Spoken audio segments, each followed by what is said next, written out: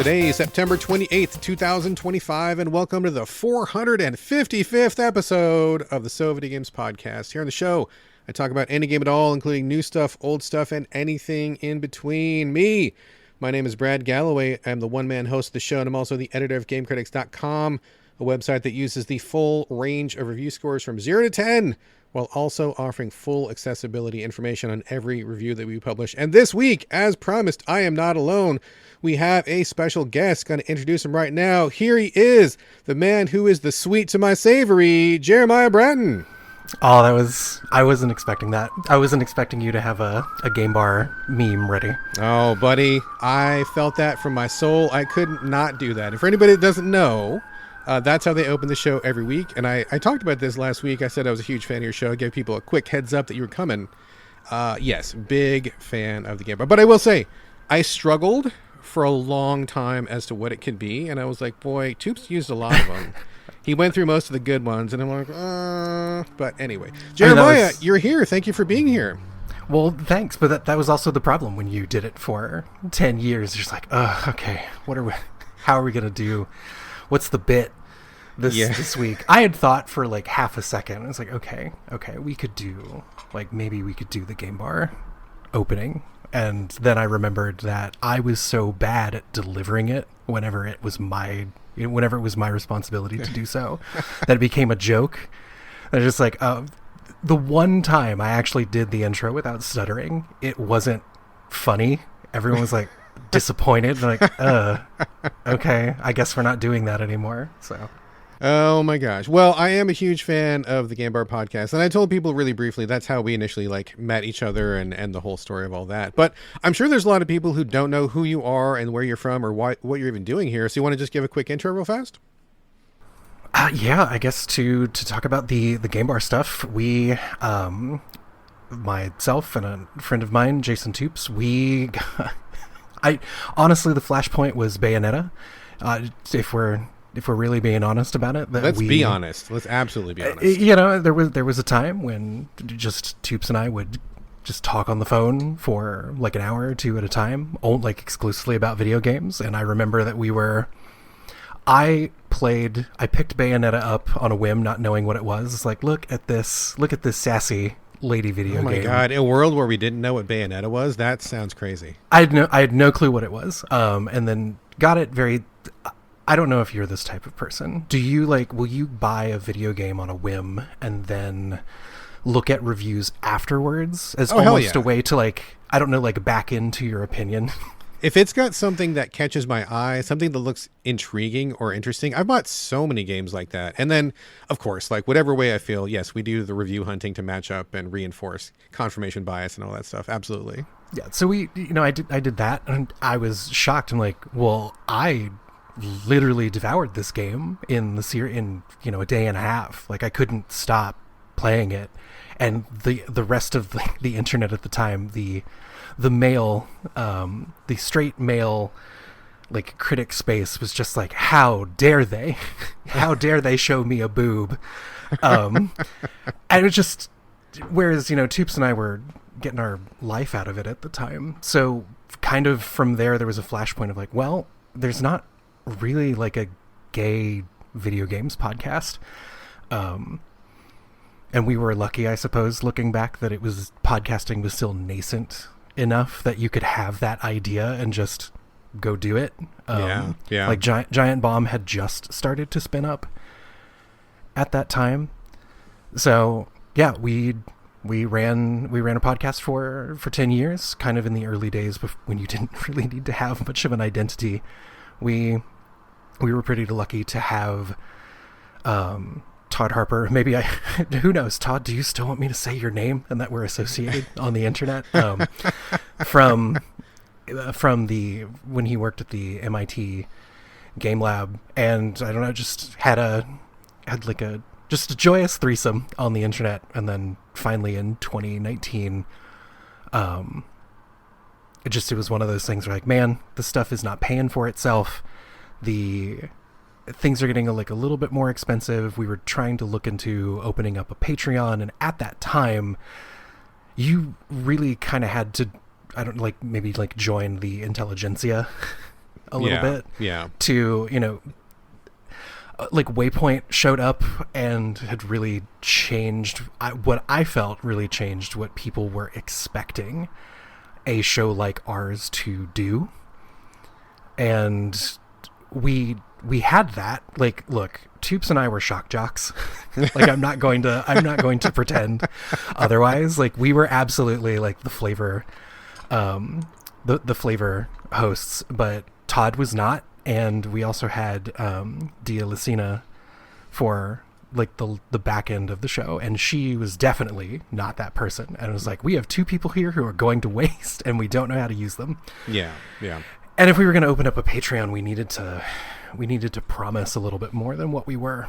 So we just kind of closed up shop and slinked back into the internet. And in a way, like, maybe I'm glad that we did.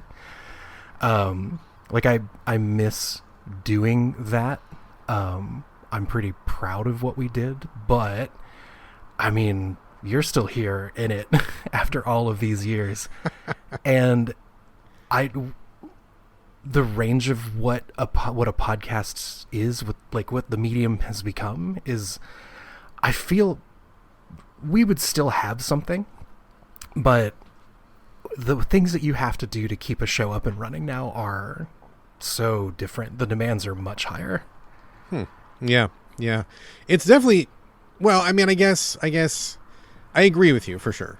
Before we just say anything else, I do want to say, I was like, I mean, was I the biggest straight fan every show? Very possibly. I wanted to be. I listened to like basically every episode you guys did, and I was always so excited when an episode came out, because I knew I would like laugh, and you guys like always sound like you had such a good time. And the camaraderie and just like the joking back and forth was just like, it was gold to me. It was gold. I loved every episode. So that's one of the shows that, like, when it went off, that was like a blow. Like, I still feel that sometimes when like I'm getting in the car and I put a podcast on and the show's not there in my feed, and I'm like, oh man, still stings after all these years. But all good things come to an end, etc., etc. But these days, I mean, I don't know.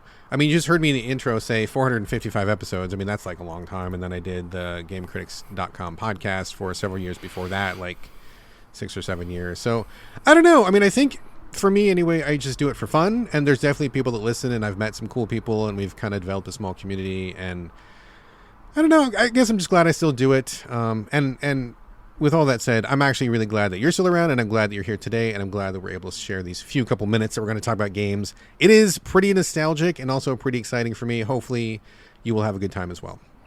Oh, I was excited. I was like, I get my mic out. Let me get my, although I kind of feel like I'm someone's mom trying to fit into her prom dress, where it's just like, let me get my setup back out. And then you look at it and you're like, okay, the setup was adorable for like 2018 child, but like the pandemic happened, like the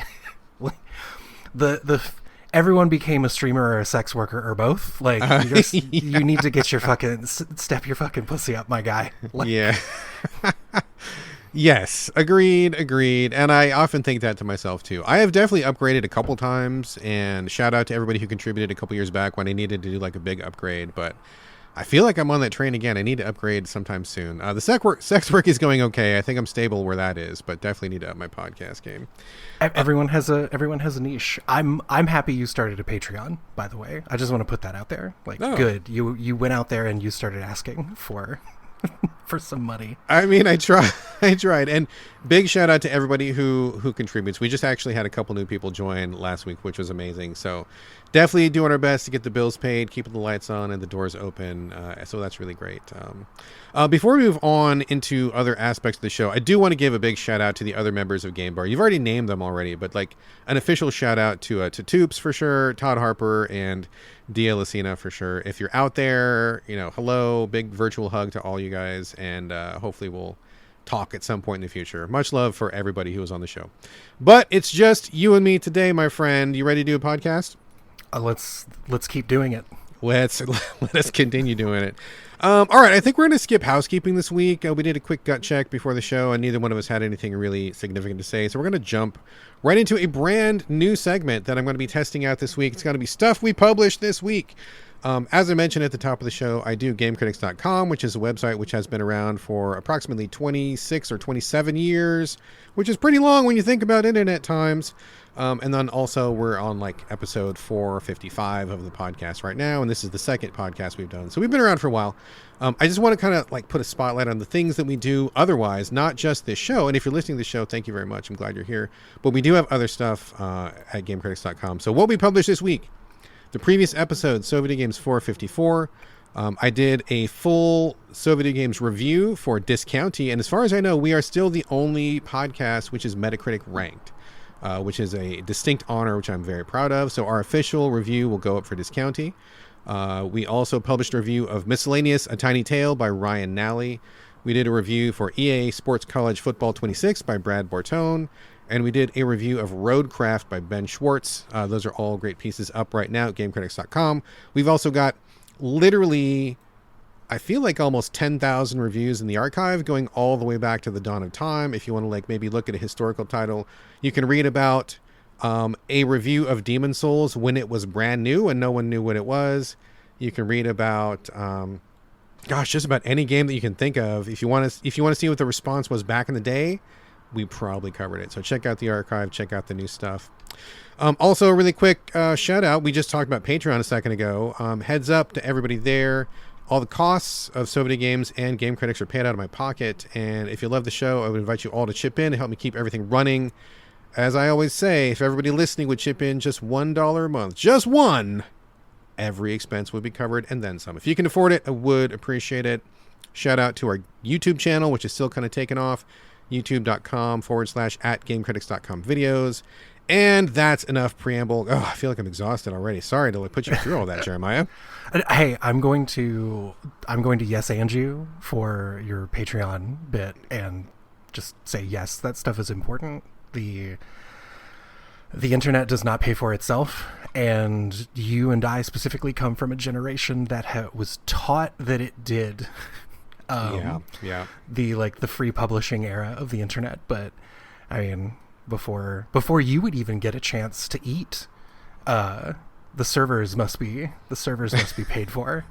Like all of the weird little services that are required to like make a podcast happen, or like any website at all. So hey, if you don't like fascists controlling all of your media, give Brad some money. I think that's how you rep for Patreons. Oh man, I guess you're right. We need to definitely up those stakes. I do talk about political stuff on this podcast once in a while. I have not made that particular pitch, but that's a pretty strong one. I might need to steal that one from you. Yeah, do you fucking hate fascists? Do you hate all the fucking authoritarian dickheads that you're surrounded by every day? Well, give some money to Game Critics, because Brad's not a fascist. I'm bad at this. Sure. I'm your wingman, my guy. I appreciate it, man. I appreciate you have my back on that. All right, cool. Yes, let's get some money to oppose fascism. I'm all for that. Good call.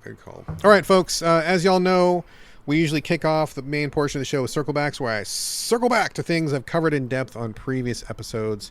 Not going to get into all the details right now, but this is just kind of a quick update to let you know if my thoughts have changed on something for better or for worse after spending more time with it. This is Jeremiah's first time on the show, so he's he's got nothing to circle back to. Can't talk. English is good. But I'm going to circle back really quickly to Teenage Mutant Ninja Turtles Tactical Takedown. I was pretty high on it last week, and shocker, still high on it this week. It remains good. I have not gotten to a portion where all four turtles play at the same time, which I'm a little bit worried isn't going to happen. But otherwise, still digging it. This is a really fast-paced, turn-based tactics game where you take one turtle at a time and go into various levels taken from the universe, like the sewers, New York City streets, and stuff like that.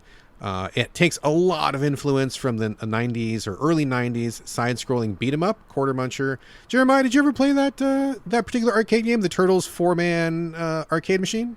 It's funny that we're talking about this. A friend of mine from here in Tacoma he's over in Chicago right now, and he sent me like an hour ago a picture of a Turtles in Time cabinet in a pizzeria. Oh wow! So it's in the water today.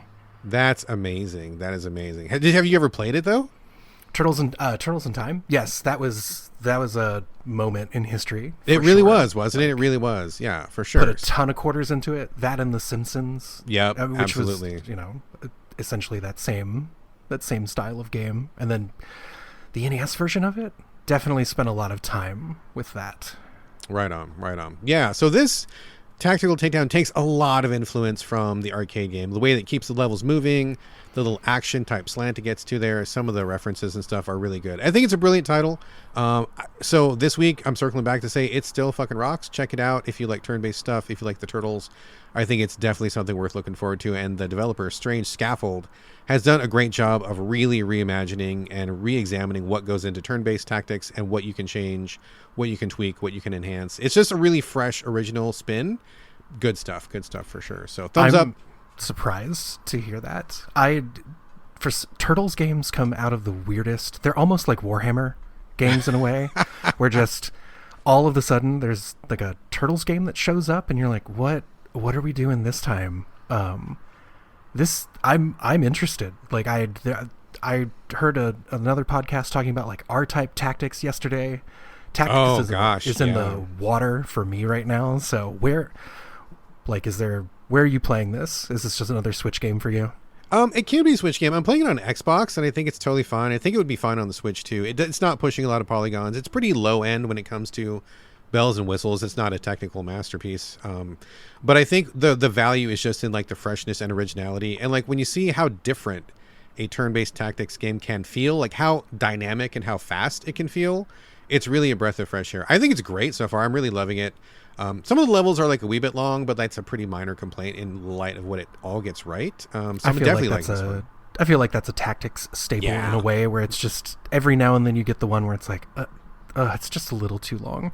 That's why Into the Breach works so well. You're like, oh, it's pretty short, per level. I didn't like that Hades style Turtles game that came out before. I wanted to like it because the idea was cool, but it didn't quite hit it.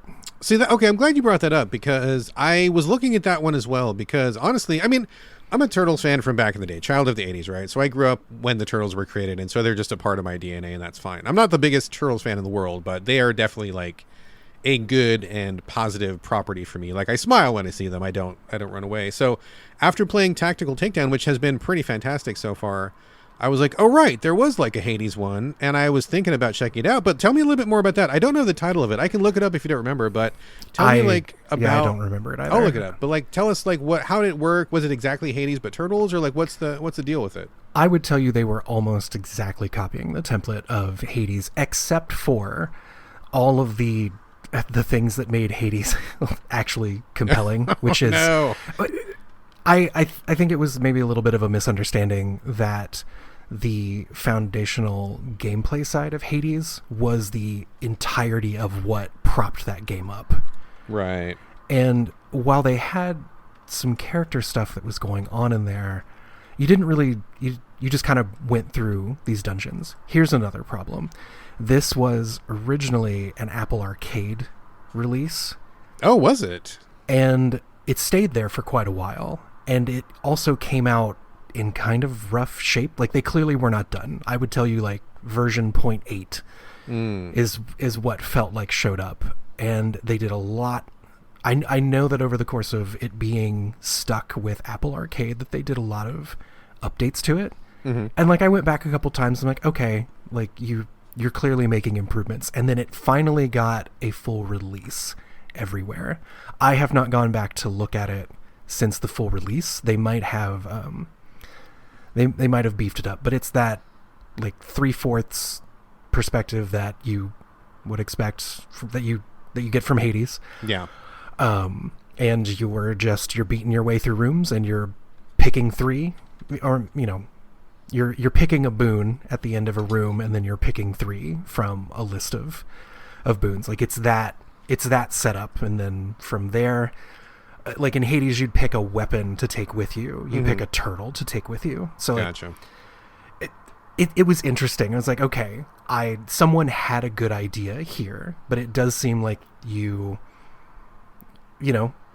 your game only gets so much budget, only Yeah. so much budget and so much time.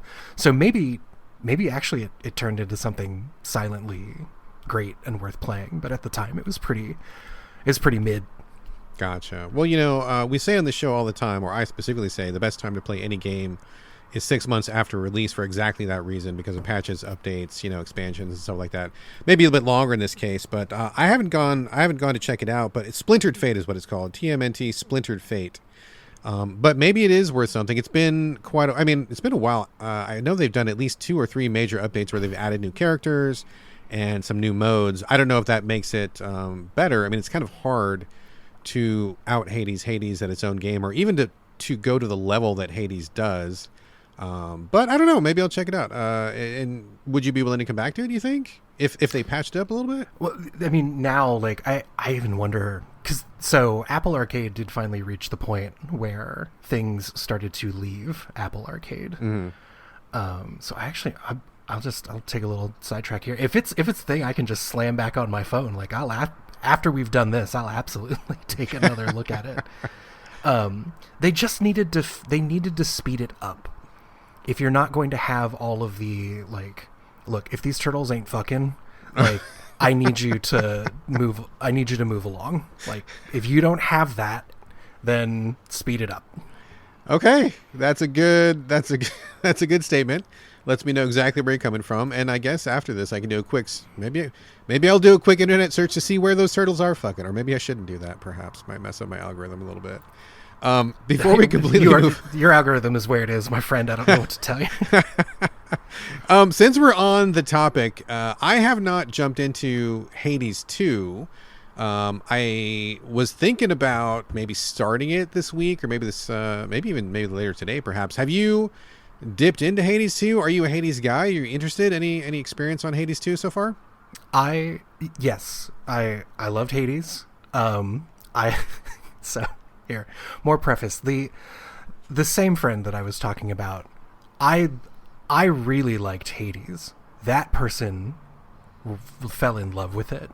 So I have a strange relationship to that game where, like, I really loved it. I had the hardest fucking time with that game. Mm-hmm. I felt like it took me forever to get my first full run in. And by the, like, I had done it, and this person, this friend of mine was already, like, doing the heats.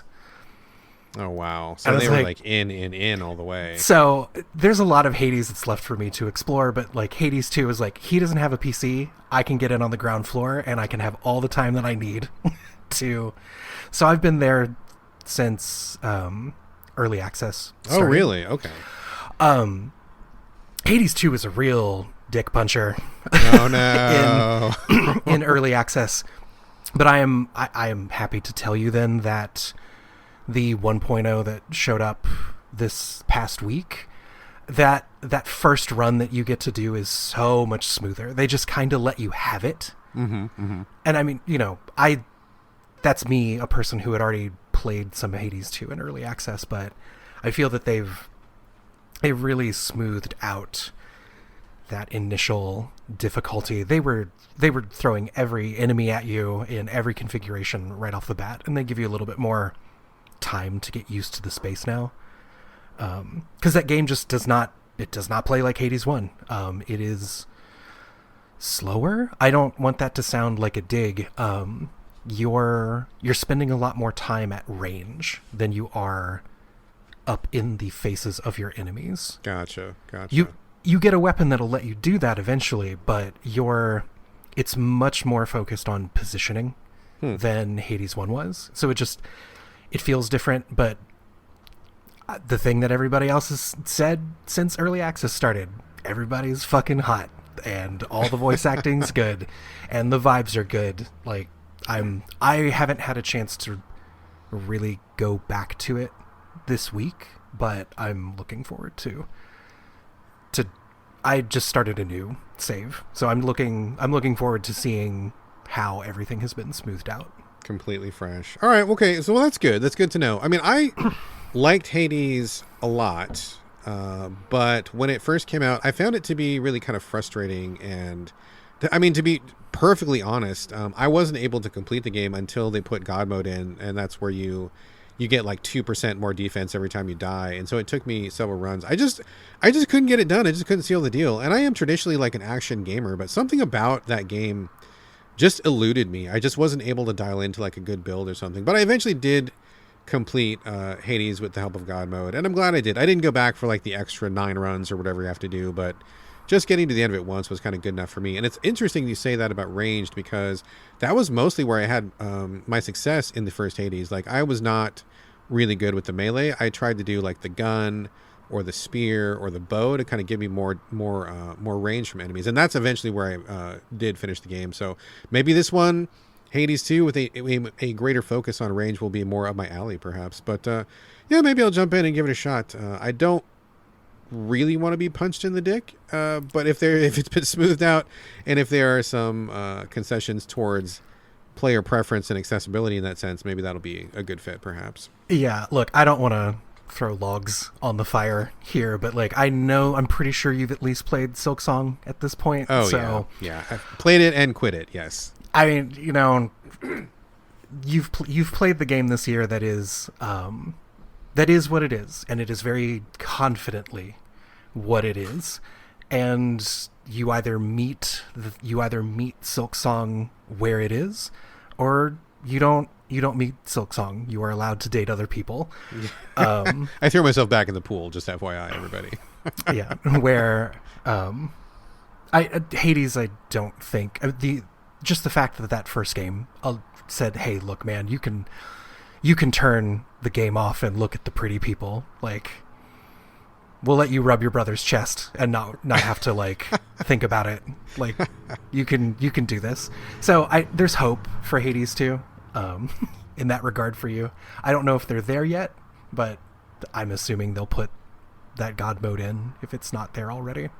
All right. Well, that's good to know. I will check it out. I was definitely tempted already after being, well, to be frank though, I think that maybe sequels are maybe not where it is for me this year. You know, there's been a couple earlier in the year, and then Silksong came out, and I bounced off that pretty quickly and pretty hard. And then I'm like, well, am I setting myself up for another Silksong experience? Should I wait, as I preach, should I wait 6 months before jumping into Hades 2? But God, the zeitgeist is strong, and I do like to be, when, you know, in the middle of the conversation when people are talking about. I think we all do. I think we all really enjoy that shared experience of, hey, you're playing this, I'm playing this too. We can kind of share our thoughts, and that's a good feeling. So maybe I'll jump into it and we'll see what happens. But oh well. Anyway, that's all we've got for Circlebacks this week. I think that took a couple pleasant turns. Let's get on to the brand new stuff, or the main category here. Jeremiah, my friend, you are the guest. I'm going to throw it to you first. And as far as new coverage goes, you are going to open this show for us here with Ratatan, or Ratatan. How do we pronounce that one? It's Ratatan. Ratatan. I'm trying to think about what all the little babies that I'm escorting around the screen are keening at me at any given moment. Yeah, Ratatan. All right. Ratatan. So I'm sure that people maybe haven't heard of this. It hasn't gotten a lot of press, but as soon as I saw the art and as soon as you and I talked about it, that kind of confirmed what I was thinking. This seems like to be the new game from the people who created Patapon. And is it Patapon 2, or was there another one after that? I don't recall. It is the director of Patapon, just all the way through. So it's quite a sigh to kick things off. So I guess tell us what it is first before we get into the hopes, dreams, and feels here. Yeah, I gotta be careful. Here. All right, so let's talk about Patapon first. That'll help me, because that'll help me set the stage. So there were 3 Patapon games on the PSP.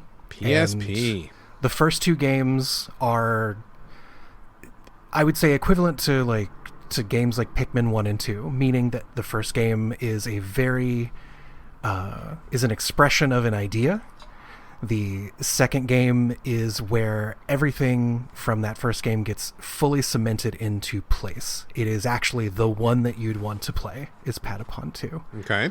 And then the third one comes out, and not only is it a casualty of the 6-month-long PSN hack at the time,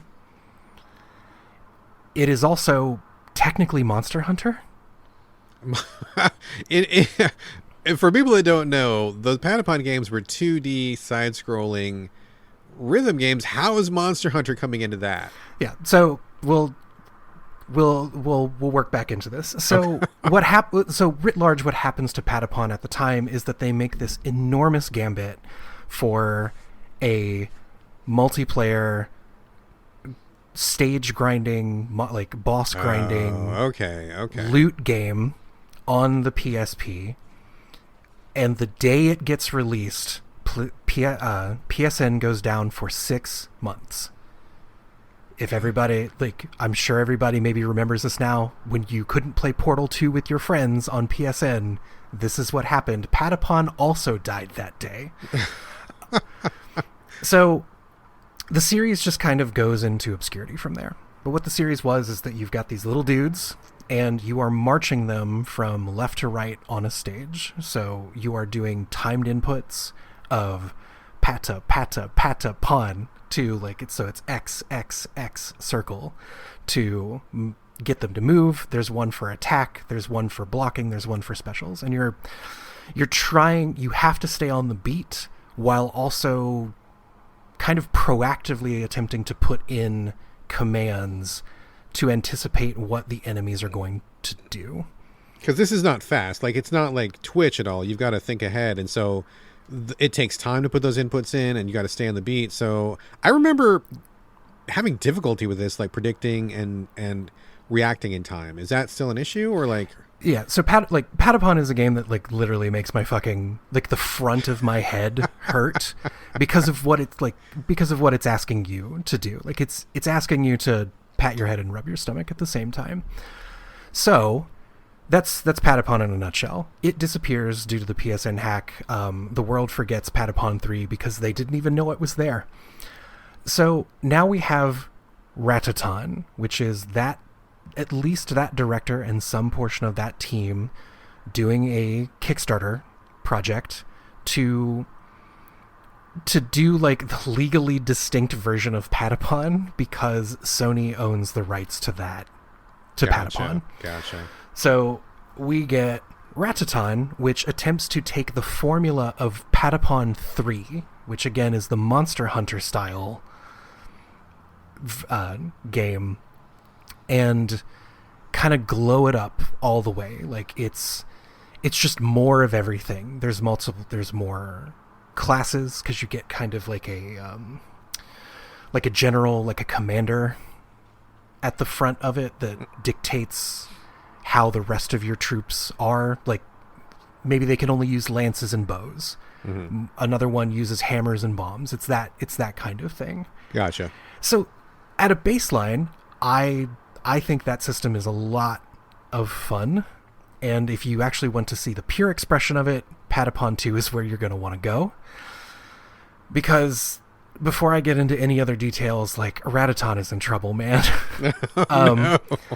I was super excited for this. I know a handful of other people that just lost their minds when they saw that this was happening, because Patapon is something that they loved, and it just Sony's done a bad job of re-releasing it. They just dumped Patapon 3 onto PSN, I think like 3 months ago. I don't think I even knew that. And yeah, it was like a weird footnote in some sort of state of play stream that they did. It is the literal worst way that you could play Patapon 3 because you have to have other people in to play that game. You have to. Yeah. It's a grind without it. So, but Ratatan shows up, and I am getting Mighty Number 9 vibes. Like, it's giving Mighty Number 9. Okay, you got to explain that one a little bit, because I've played Mighty Number 9, but I know that some people do not know that reference. Yeah, so what I mean by that reference is that there is an incredibly promising Kickstarter project from a Japanese video game director that is resurrecting his pet project, the thing that he loves, that he created, that he loves to do. That they created, that they love to do. And then you kind of find out as they start to get it out into the world that they alone were not instrumental to its success. That their vision alone isn't enough carry the weight of any legacy that they themselves have for the thing that they love to do. There's not enough I in TEAM there, right? And correct. Mighty Number 9, that was the Mega Man guy, wasn't it? Or was it not? Yes, Inafune. Inafune, yes. Keiji Inafune. Okay, yeah. All right. So, hey, I know that depending on what type of day we're having, the opinion of Mighty Number 9 to this day still swings.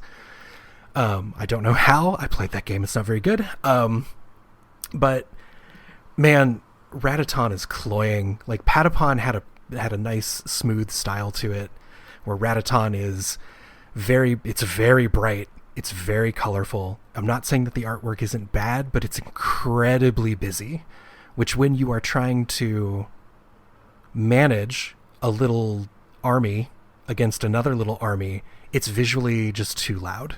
Okay. And I would say after 2 demos, and now that they've gone into early access, they've not really found a way to smooth that out.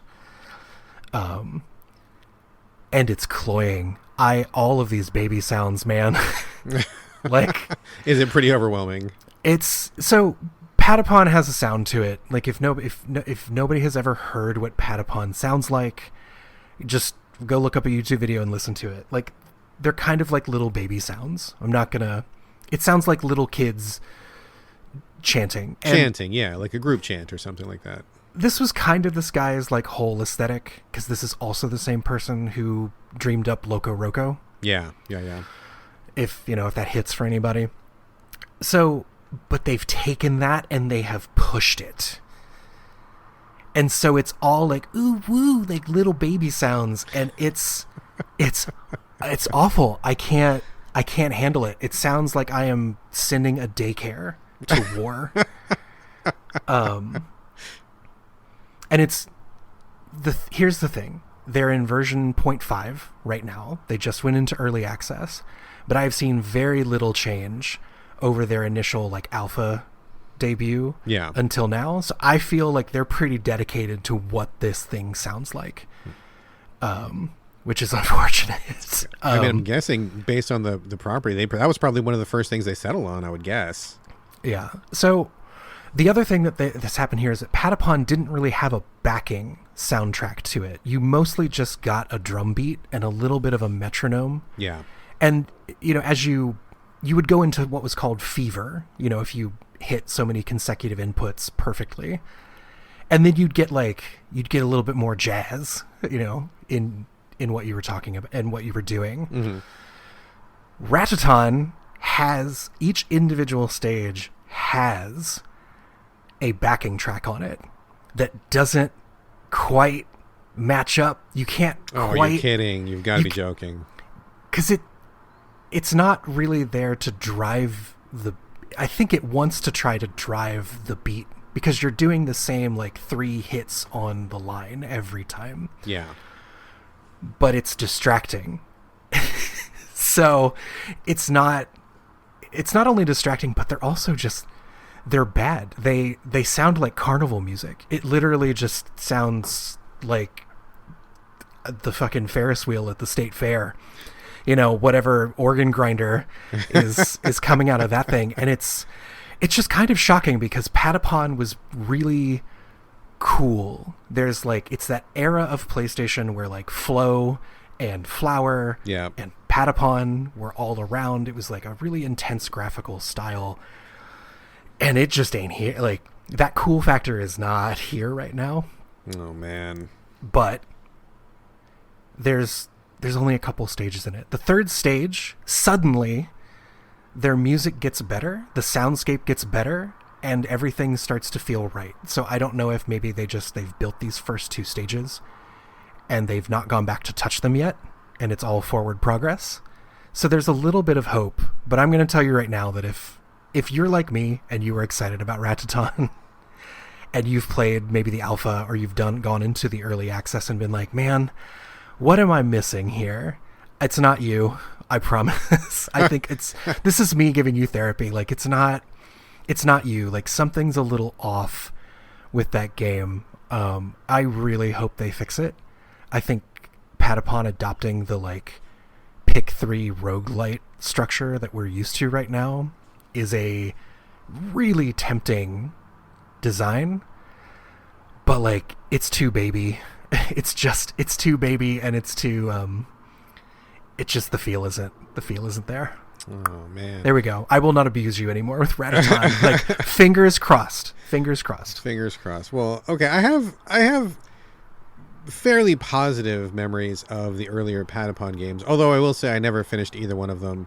I did play all 3 of them, I believe, but they all to me to some degree started to feel like a little bit of a grind, just because of the moment to moment having to keep that beat up throughout each stage kind of wore old for me after a while, and the feeling of trying to predict and commanding an army. I get that it's not like a Twitch action game, but like there was many times when I was like, oh my god, I need to do this thing, but I've already committed to this other thing, and now I've got to change my beat and the rhythm. I think I like the idea of it more than I really like the reality of it, and so I was curious about this one, but I think I have been thoroughly disabused of that notion. I think I will probably just let this go. Give it some time. Yeah, like, you know, if you're interested, keep an eye on it, but like it needs some more time in the oven. What, just before we move on really quickly, where are you playing this? What platform are you playing it on? A PC right now is the only place that it exists. It runs quite well on the Steam Deck. I actually will tell you that because of how busy the visuals are, the Steam Deck has been the better place to play it. Oh, really? Why is that? Because the visual information is condensed into a smaller space.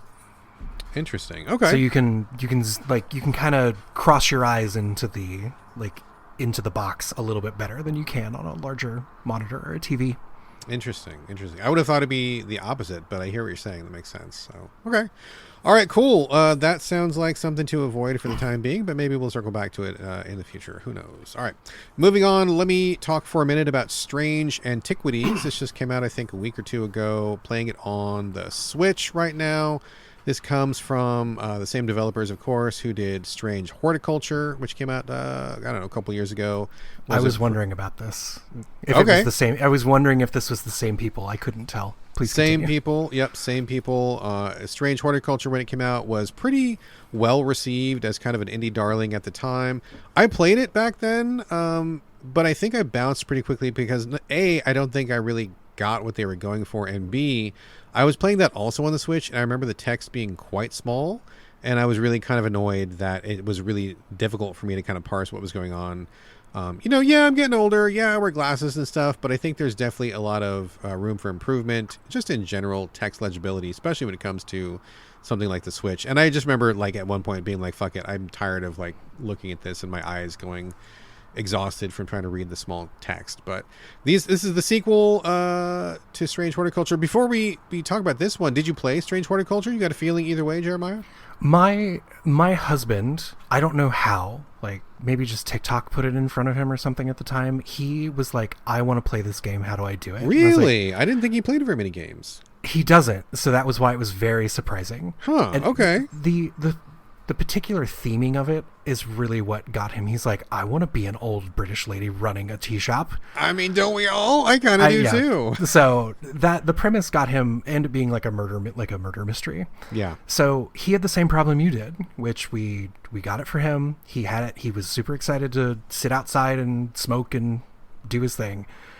And he's like, I can't read this. And I'm like, yeah, I guess I'm not surprised. The Switch is rotten with like very quick Steam ports or like PC ports of games like this, where they just like fart it out into that ecosystem. And just, I guess there's something to be said about how easy that must be to do. Yeah. But like, man, how many Switch games are just so clearly like they didn't even test it on the hardware? Yeah. Because if they would have seen that you can't read your game. Yeah. I talk about it all the time. It's one of my major sore points with the Switch. I love the Switch. I play it like basically every day.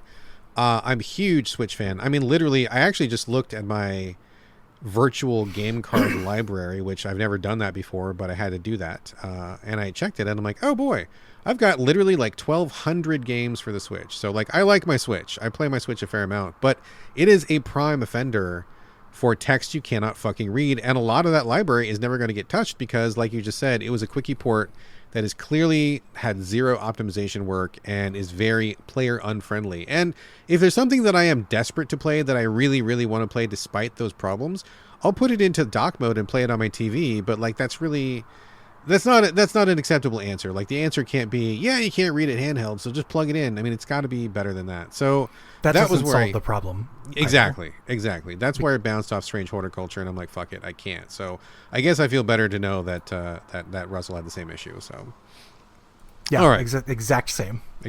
I'm sure more people than just us two had that problem. So that was my number one thing. In fact, when PR approached me about covering this game for the podcast, my number one question was, is it fucking legible? Because I remember that being a problem. And they're like, well, and shout out to the PR person. I'm not going to name them here, but shout out to them, because they're like, real talk, yeah, it's pretty small, but there is a magnifying glass feature which might help. So I kind of knew going into it that might be an issue. We'll get into that in a second. The premise of the game is basically that you are the assistant in a magical item shop. I don't want to call him your master, because that's not what it is, but like, I guess your boss or whatever needs to go on a vacation or something. And they're like, yo, here's the keys to the shop, take over for until I get back. And so you start off the game in the position of, I am somewhat familiar with being in the shop, but I really don't know how everything runs, and I don't know everything about these items that are around. And you're kind of like learning everything for yourself from that point forward. A lot of this premise, I think, is about discovery and about like testing things out and trying these various different interactions, which in some ways, I know some people really like that a lot, about like, don't tell me anything, I want to figure it out for myself. And I get that's a whole vibe. For me, it's like the opposite vibe. Like, I want tutorials. I want people to tell me what things to do.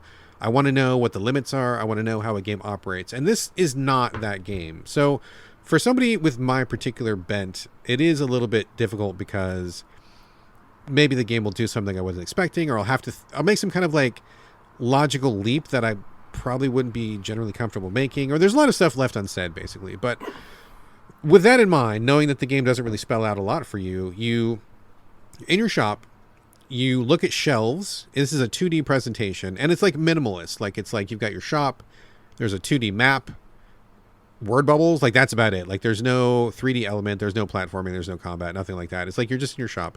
People will come up to your shop, and this is the weird part that wigs me out.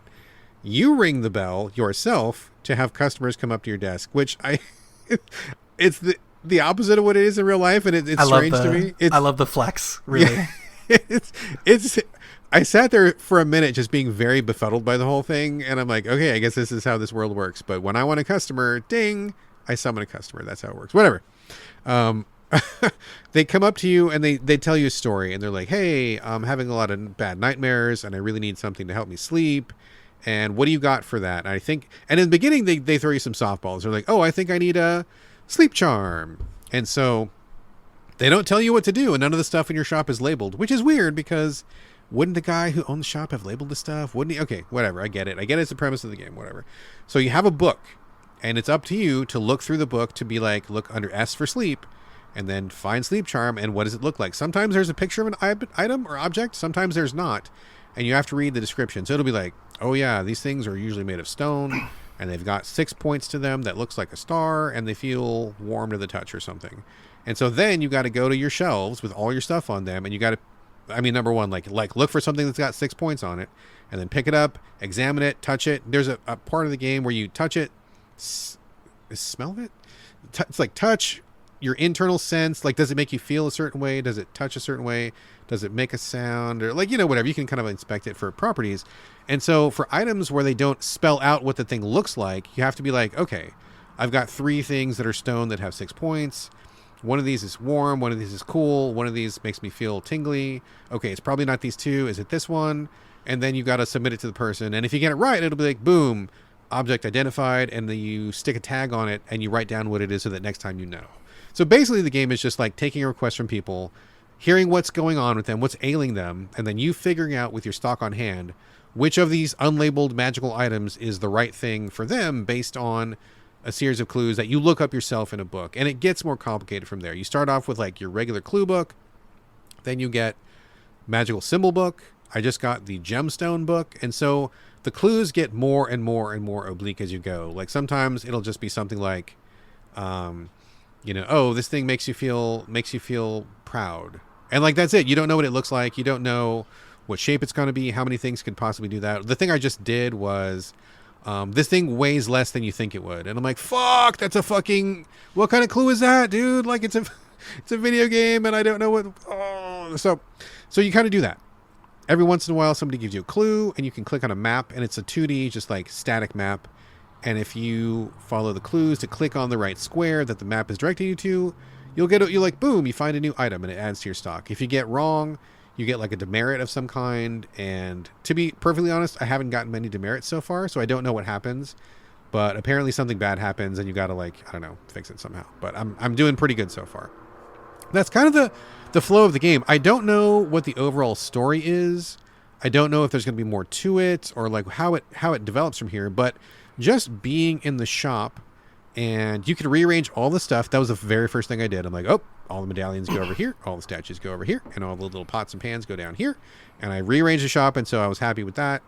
And I just kind of answer requests, and that's kind of where I'm at. It's cozy. I think it's. Oh, you said the word. It is. I did.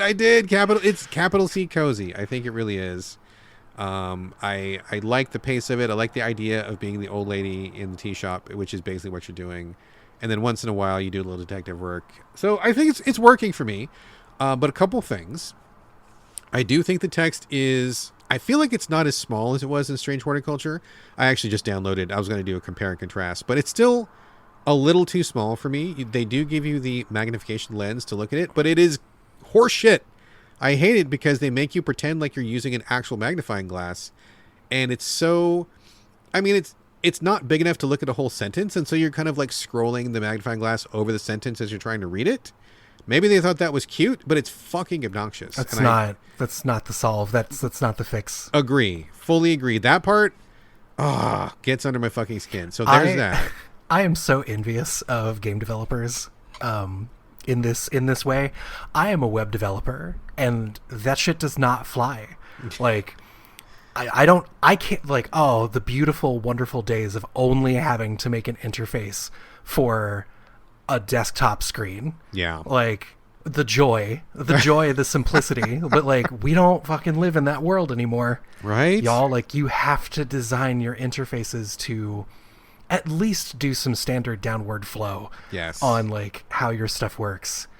Like you have to design against that. Fully agree. It drives me crazy. And as I've said before on the show, game developers clearly must sit 2 inches from like a 60-inch screen because everything in every fucking game is way too fucking small. And it's not just my old man eyes. It's like the reality is this text is too small. So that's my number one hack about this is like, I'm just mad about that. The other thing is that I fully admit, and I've said this many times on the show, my brain works a certain way and I'm okay with that. Like I like who I am. I like the way that my brain functions. I'm fine. But I realize that not every game is like a logical or thought process good fit for me. And I think in some ways this game is kind of testing that, because when I feel like I get a good enough clue and I solve a thing, I'm like, yeah, that was really fun and satisfying. I found the sleep charm. That's amazing. I'm amazing. This is great. But when I get a clue that does not give me enough information, where it's just like, this thing doesn't weigh as much as you think it does, and I struggle, and I don't quite know what to do, and I get the wrong thing, and then I'm like, fuck this fucking game. This is bullshit. I hate this. This is so stupid. How could anybody figure this out? And I get that it's me. I get it. I'm not like really railing against developers. It's an adventure game thing though, right? Is that it is. No matter how logical they can be, you're living in someone else's brain. Exactly. For the most part. Exactly. Like, at least you're not having to rub like a banana on a doorknob or something, I would assume. So there's at least no rubber chickens. No cat hair mustache or anything like that. Yes, for sure. So, I mean, and I know that about myself, and it's funny you say adventure games, because that is traditionally where I nope out so fucking hard, because I really, really struggle to get my brain to be on the same wavelength as adventure games. And there is that vibe. I think that's a really good call out. So for example, this morning, they're like, I got a map and I needed to get this item. And they're like, it's a map of a castle.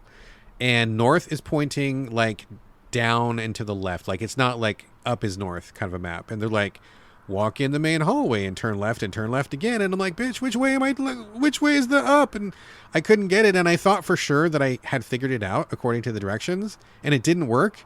And I go to look at the FAQ because I'm like, where's this thing? And it points to a completely different room. And I don't know how they got to that conclusion. That part breaks my brain, where I'm like, you're looking at the same clue I am, you're looking at the same map, and something about this made sense to you, or either that or you just like, through brute force clicked on all the rooms or something. But to me, not being able to figure out how they got to that conclusion is what like destroys me. So I'm struggling with that, and it hasn't happened too many times so far. And I fully admit that's a me problem. It's not really a criticism of the developers, but it still is a reality that I'm living through, and that's kind of tough sometimes. Yeah. So for anybody in the audience whose first console was, let's say, the PS2, Brad just described, if anybody ever wants to talk to you about the difference between Myst and Sierra adventure games, Brad, you can refer back to this text as Brad just described the difference between those two. If you, just in case you ever need a shorthand for that argument, it's this. That is exactly that. So that's where I'm, but to be fair, again, my brain, I get it, but I'm still liking it. I'm still playing it. I got way further in this game. I think I'm on day 5 or 6, and according to the menu, it looks like there's maybe like 15 or 20 days or something like that. I'm not sure exactly. I got way farther in this than I did in Strange Horticulture. I mean, and I'm liking this. And so if what I said sounds appealing to anybody, I say check it out. And I'm still having a good time. But I do expect my frustration level will probably grow as the clues get more and more like vague. So we'll see. This is definitely one I'm going to circle back on. But for right now, I feel like I'm having a good time, and the rough edges are not enough to put me off. So tentative thumbs up for sure. I'm sold. I hate this because I am a sucker. I am an absolute sucker for what you've communicated this game is doing, which is like, oh no, I have avian bone syndrome. Like, cure me. And you're like, yes, let me go into my drawers and my books, and I'll get right on that for you. Yeah, that's exactly what it is. That's literally what it is to a T. So how because this is a Brad Galloway moment in my mind. There's a video game that I literally cannot think about without your name coming up, and I'm sorry. How excited are you for Moonlighter 2? Oh, okay. So I'm 50% excited. And I'll tell you why. Because I really liked the store aspect of Moonlighter 1, and I really liked the idea of going into a dungeon. Like, conceptually, that game was like me 100%, but I ended up really not liking the combat for various reasons. I think it just got kind of too hard and too repetitive, and I think they missed the mark on leaning too hard into the combat and not enough into the store. But if they course correct, I would be all aboard Moonlighter 2. And in fact, I really do like the store stuff. I don't know if you heard it or not, but I've been going on and on about Discounty for the last couple episodes. I love Discounty. Okay, yeah, I loved it. I just finished it. I had the best time with that, like managing the store and the side quests. And they had the proportions right, where it was like just enough store, just enough side quests. They didn't lean too hard into either one. And it found this really delightful sweet spot, which I hope that Moonlighter 2 will end up on. I'm hoping for that, but we'll see. Are you excited for that one? I am. So Moonlighter has continued to like update and republish that game in different places. It just shows up, and I'm like, okay, I guess we're still doing Moonlighter. Yeah. But it's funny, every time I attempt to play that game, I'm like, well, but Brad doesn't like it, so I don't know. Maybe did they fix Moonlighter? Do we need to observe the rules and go back and find out? It's very possible, because when I liked that game, I really liked it. And it wasn't until I got to like the later stages when it really started to bum me out. But I would be very glad to go back to Moonlighter number 1 and just kind of engage in all that stuff. So I don't know. We'll see. That's a good question. Okay. Tangent, since we're kind of talking about all this stuff. I don't know. You might've heard me talk about this or not. Graveyard Keeper. Do you have any relationship with that game? I own Graveyard Keeper. I think so. Actually, this is another weird one. Were you and Russell talking at some point? I think we probably were. Because, look, the pandemic was fucked, y'all. Surprise. So when Animal Crossing was done, and everybody started to get like itchy, all of a sudden, like, our household went out into the internet looking for new stuff. Yes. So I was like, let's play Stardew Valley. And he's like, boo, twee. And I was like, okay. So I brought in Let's Build a Zoo. And that didn't go very well. Okay. He brought in Graveyard Keeper, which was shocking to me. Okay. And Russell actually played more of that game than I did. Really? So So I he have a connected. very light touch with Graveyard Keeper, but there was something about that theme that it was in this house for a while. Interesting. I don't know if you know this, but Graveyard Keeper is one of my all-time like white whale games where I love that game. I think that game, I'm not even joking, this is not hyperbole. I think that game is sheer brilliance. Everything about it is so fucking smart and clever and well put together and like wink wink nudge nudge, and it's like nihilistic in just the right way, and it's funny in just the right way. It's like there's so many levels to that game.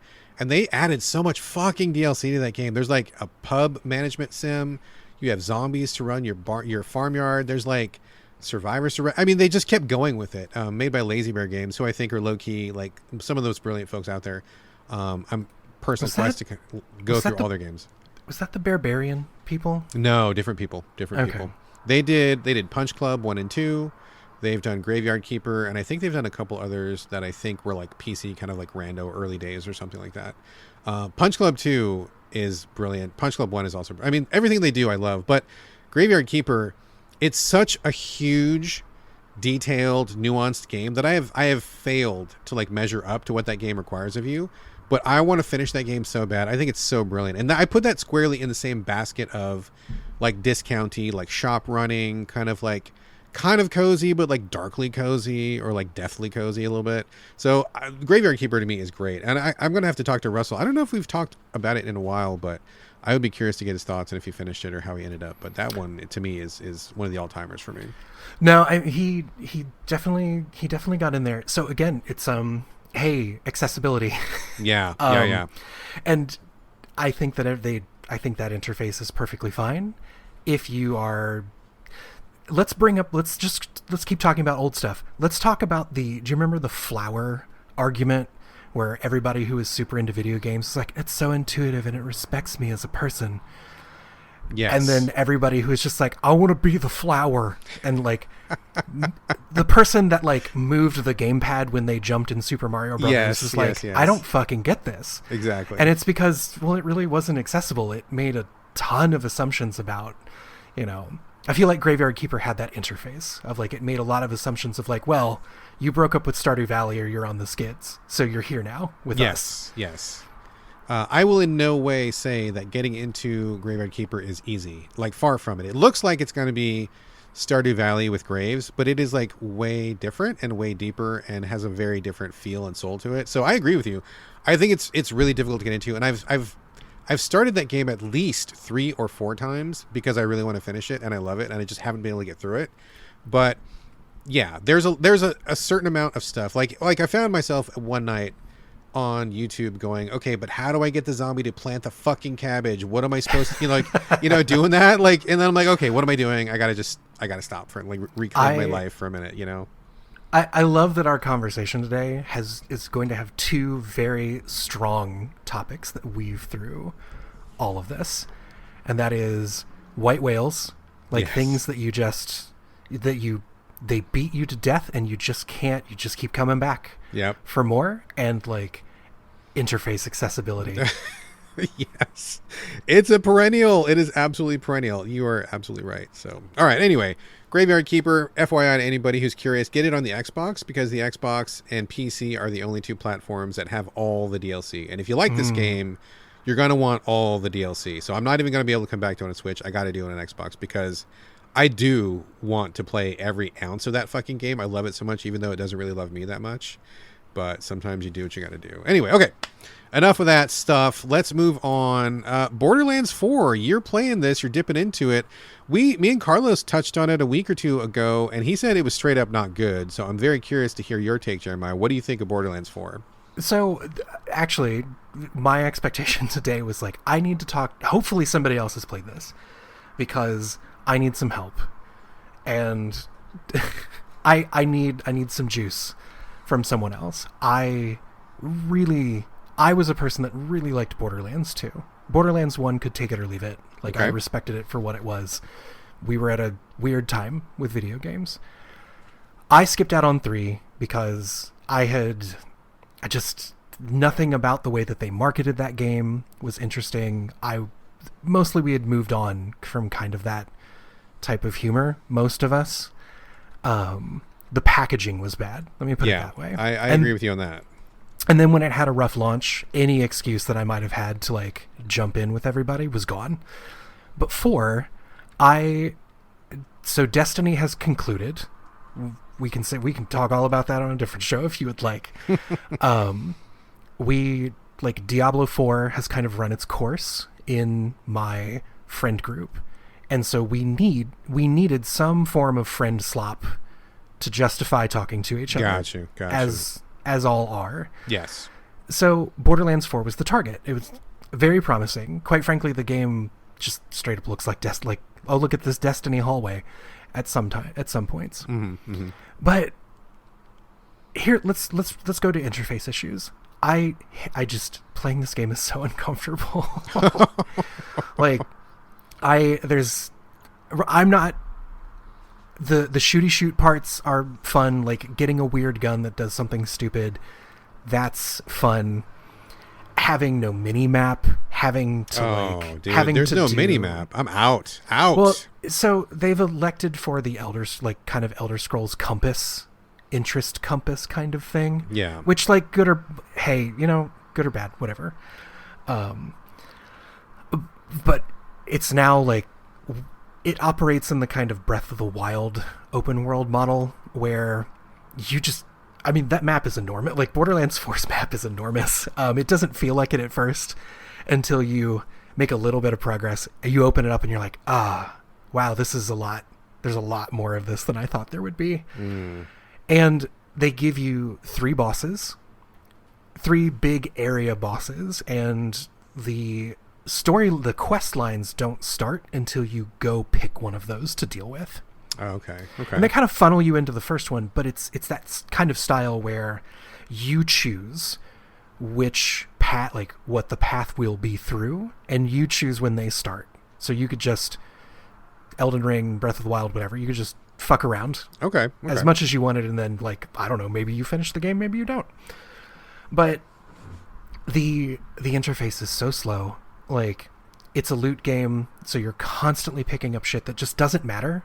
Okay. And you press the menu button and you get a PlayStation RPG load times, load into a battle time to get into the menu.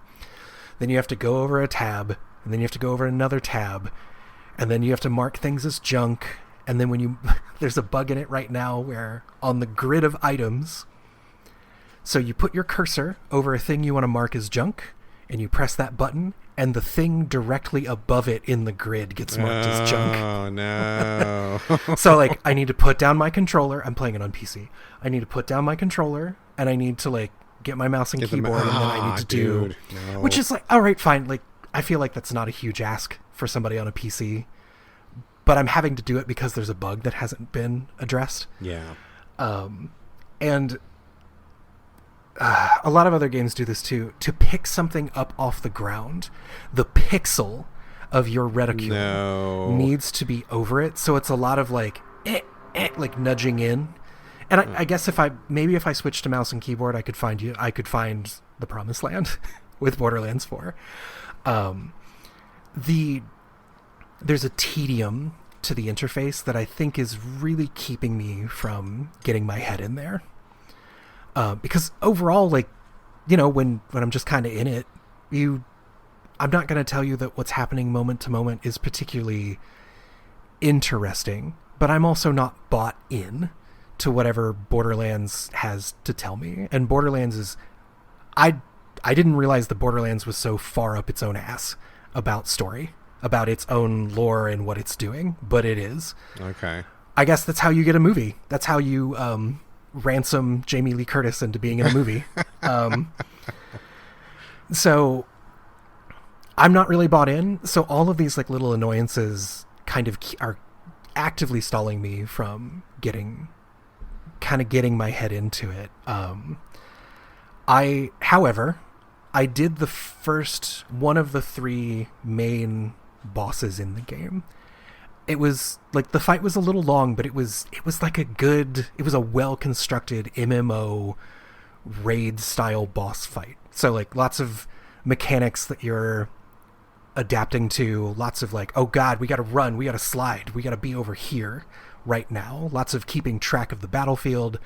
I actually had a lot of fun with that one. Like, it changed my mind back a little bit. And then when he died and the room filled with guns for me to pick up, I was like, oh fuck, now I have to pick up all these fucking guns. Oh man. And then like you pick up all these guns, you spend all this time like fussing your cursor to pick them up, to pick them up. And then you're like, well, all of these like don't meaningfully replace what I've got going on for like what little bit of a build that I've got going right now. Like, I'm gonna have to like, I guess I go respec. It's that kind of thing where like loot games are really bad about this. You just hoover up a ton of shit and only like 10% of what you ever pick up is meaningful. Yeah. Which is, hey, fine. But you have to make that easy enough to do. Like, the pain of doing that has to come down. I can go organize a junk drawer any day of my life. I don't need to do it in your video game. Or at least like do it like Animal Crossing makes me want to do yard work. Only in Animal Crossing. So like your game, invite me to clean up the junk drawer. Yeah. And like, so I'm in the halfway space. Like, I think Borderlands 4 is perfectly fine. It's like, it's super cringy, never shuts the fuck up, Rick and Morty quippy shit is like, I could take her leave. Like, I actually don't. That's kind of my sense of humor, and even I don't think that stuff is funny. I love a dick joke, and yet I find myself flat. I find myself wanting. But like the game, I think the part where you play the video game, I think they've still got that part down. But just like, man, it feels like it launched in such a rough state. Well, I don't know. Is this another candidate for the come back to it 6 months after launch? I mean, I feel like a broken record saying it on this on the show, but it pans out to be true so many times, right? Yeah, I'm going to go through this, and I have 2 friends that are actively invested in playing it, so I have a reason to stay there. Gotcha. And kind of see it expand. But it's just another one of those cases of like a big AAA title just really coming in on like not quite on fire, but just really coming in like, y'all definitely need, like, I wish y'all could rest, but you need more time. Yeah. So like, that's it for Borderlands 4. For now. Maybe we'll circle back on it. I mean, it's not something I've never been really invested. I mean, I got into like Borderlands 2 like everybody else on Earth did, and that was fine, and I had a fine enough time with it, but I'm definitely not like a series devotee, and most of the feedback I'm hearing on 4 has kind of steered me away. So I think I will leave it to you. Maybe I'll come back in 6 months after it's been patched out and things are fine. But yeah, I don't know. For me, the bar has been raised by so many games this year that like, for me, anything that like doesn't quite fit right off the bat, I'm like, nope, and I just move on because I got so many other things to look at. So I think this one is definitely my note pile for now. But I'm glad that you elaborated on that, and those bugs sound particularly like obnoxious. Like, clicking on something, it's not the thing you click on. Fuck everything about that. Yeah, and you know what? I would say that like I feel like it's arrived in a very similar state to Monster Hunter Wilds. Like, gotcha. to give a point of comparison where like the game is there, and largely, you can play it, and pain sensitivity for that is completely different based on who's playing it. But like, even now, like Monster Hunter Wilds is a very different, like, they have cleaned that thing up so much since it came out. Yeah. Like, and the same thing's going to happen for Borderlands as well. I'm sure. So makes perfect sense. All right, let's go on to the next game here. This one coming from me, Hotel Barcelona. This comes from 2 very distinct and distinctly different Japanese auteurs. Swery65, who I love, and Suda51, who I fucking can't stand. It was really strange to me that these 2 guys got together, I guess, as being people in game development who each had one name and a number, that maybe they were naturally drawn to each other. I don't know how that gets assigned over there. Maybe it's a thing that happens when you get in game dev in Japan. I don't know. But basically, I feel like that's what happens. You do collabs. Yeah, I think, hey, I got a name and number. You got a name and number. Let's work together.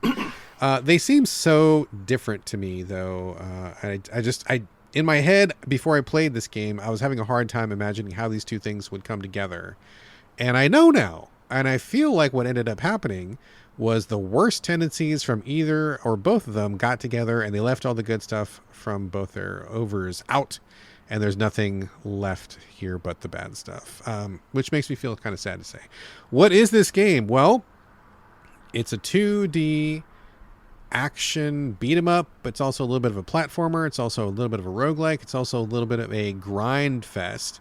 You play a federal marshal who is a lady, and she is bringing a serial killer murderer guy to a hotel in order to unleash him so he can kill all the criminals in that hotel. Along the way, something happens. She cannot fulfill her mission, and so she must pick up the torch and kill all of the people herself. There's way more to it than that. I'm not going to spend too much time going down the rabbit hole of the story. The story is bonkers.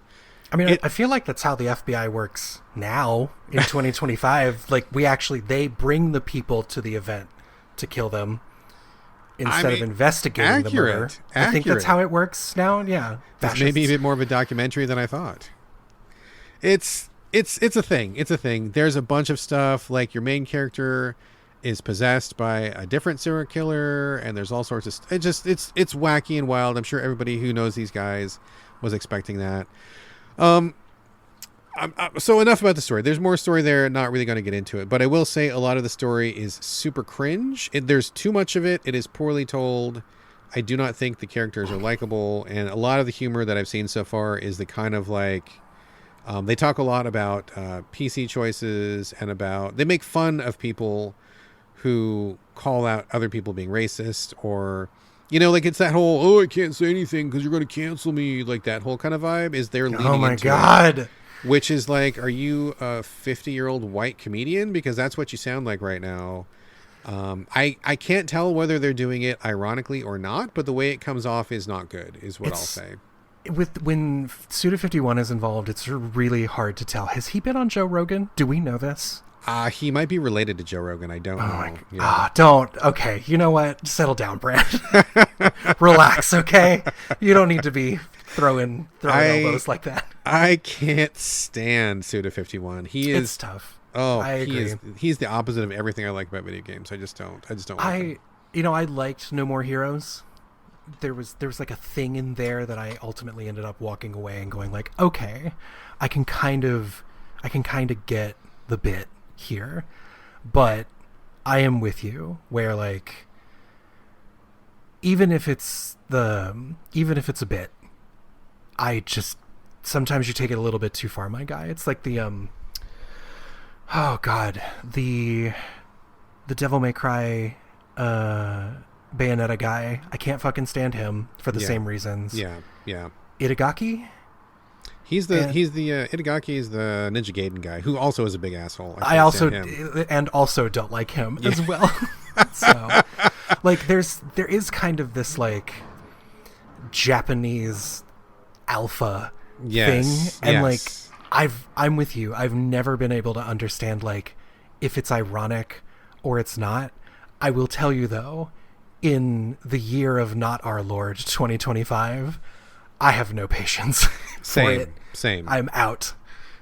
Yeah, I just can't right now, and I think it's so like tone deaf and off the point. And if they're trying to use it in an intelligent, pointed way to say something, the mark has been missed. And so that was a big part to me. Like I think that what Suda51 brings to this is that shitty ass like Japanese alpha attitude, which I fucking can't stand to begin with. And what Swery brings, and dude, I love Swery. Okay, like I think he's a great guy. I've talked to him at length several times. We've hugged. Like we're friends. Like we DM each other once in a while. It's your boy. He's my boy. But like real talk, like he's not great with game mechanics, and his games usually are just like so steeped in jank that they are. It's my love for the man that carries me through those games, right? And so he does the jank. I feel the Swery jank, and I feel the Suda bullshit, and like the two things coming together are like, it's like the opposite of chocolate and peanut butter. When you take two great things that taste great together, you take two shitty things that taste awful together, and you mash them together like herring and cotton candy or something. I don't know what that would be, but something terrible. It is funny. This is truly your hell right here. I'm so sorry. It's really bad. So okay, getting back on point, you're in this hotel, you've got to pick these levels to go to, and you just do side to side, like just mowing through like these goons. You fight the same type of guy over and over. Like there's like I think there are women who are wearing like rabbit masks, and you kill them. There's like a taller woman who's got a chainsaw. You just you do the same combo over and over. You have a light combo and a heavy attack. Heavy attack takes 3 days to come off, so you never end up using it. So you use the light attack for everything, and it's just like mashing square. You do the same punch, somersault kick, move over and over and over. Dodge doesn't work very well. You can't quickly dodge. It's not a reflexes game. There's like a delay after every time you attack, so like you don't have the satisfaction of having a tight it's not like a Devil May Cry tightness to it. It's just like you push the button, sometimes you attack, sometimes you don't, sometimes you dodge, sometimes you don't. You're taking a bunch of cheap hits from stuff that you don't think you should have taken. Your character cannot swim, and there's lots of water all over the place, and so you're constantly falling in the water. It's just like really miserable to play. Like it is awful to play. I don't think it feels good like at all. And when you get back to your room in the hotel, you can collect some stuff. And when you look at the skill tree is really what made me like give up the ghost on this one, because it's this big skill tree. And on one half of the skill tree, it's like, yeah, level up and power up. And I look at it and I swear to God, this is not even a joke. It's like knife attacks, unlock this, next power up plus 2% critical, next power up plus 4% critical, next power up plus 6. And I'm like, what? These are not things to unlock on a skill tree. Those are like so minimal, don't make a difference, not impressive, don't fucking care about these things. I want to see a wide variety of moves, or like something that, it's just like, okay. And it looked like, I'm not kidding, it looked like a spreadsheet. Like it literally looked like a spreadsheet. And I'm like, I'm not doing spreadsheet math in my video game that's supposed to be about anything else. And so I just couldn't do it. Between like the weird badness coming together, the jank, the shitty field of combat, the repetitive, like simple combos, the spreadsheet, just like every literal everything about this failed for me. And none of it felt like it went right, and none of it feels good. And as much as I love Swery, like, bro, this was a miss. Please don't work with Suda anymore. And Suda, this is what I expected from you. I'm not surprised. So I just like, no, none of this is working. And like, swear to God, I deleted it after my first session, and I'm like, I'm done. I'm not coming back to this. Anyway, just disappointment, just really disappointed, I don't know. I mean, I knew it was going to be bad, but anyway, those are my thoughts on Hotel Barcelona. You didn't know it would be that bad. I feels like they were working to make it that bad. And honestly, it kind of like we alluded to in our earlier discussion about developers and not testing their stuff. I know these guys at some point played this game. At some point, they must have been like, bro, this sucks. Yeah, bro, it does. Like, I know they know this isn't good. I mean, you just pushed on, and why did you not do something to make it better? I don't know. So, okay, so this is the thing. This is a place where I'm at right now as a person. It influences like every game that I'm currently playing, and there's just, the list never gets shorter. There's always something you didn't play, there's always something you didn't experience, and there's always something coming. And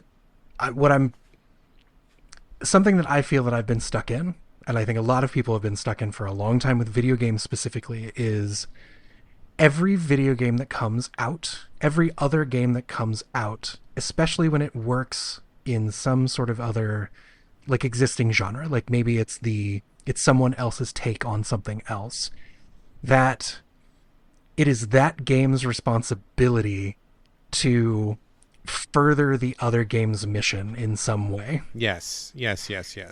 And to an extent, I think that can be true for a lot of stuff. But what I've found kind of poisons the well for me, and I'm trying to be better about it, is trying to meet someone's project where they are or where it is. And I mean, it also just kind of sounds like there's nowhere to meet the two of them with this, where you're saying like, come on, like I at least know one of you to some extent, and I know the other one at least through your reputation and through your catalog. Like I don't feel that you're too involved to just put anything out into the world. Like you have a you have a specific vibe, you have a specific idea about the things that you create. You're intentional in that way. So like, but I still can't meet you wherever you are right now. Yeah. So it's hard because you're like, it's hard to give you the benefit of the doubt that you're like, that you're trying something, because you're not trying something any greater than what I typically expect to see from you. So it's always that feeling of like, well, what am I missing? Like, are you trying to like deep read or something? Like, where are you two right now? Can you give me anything?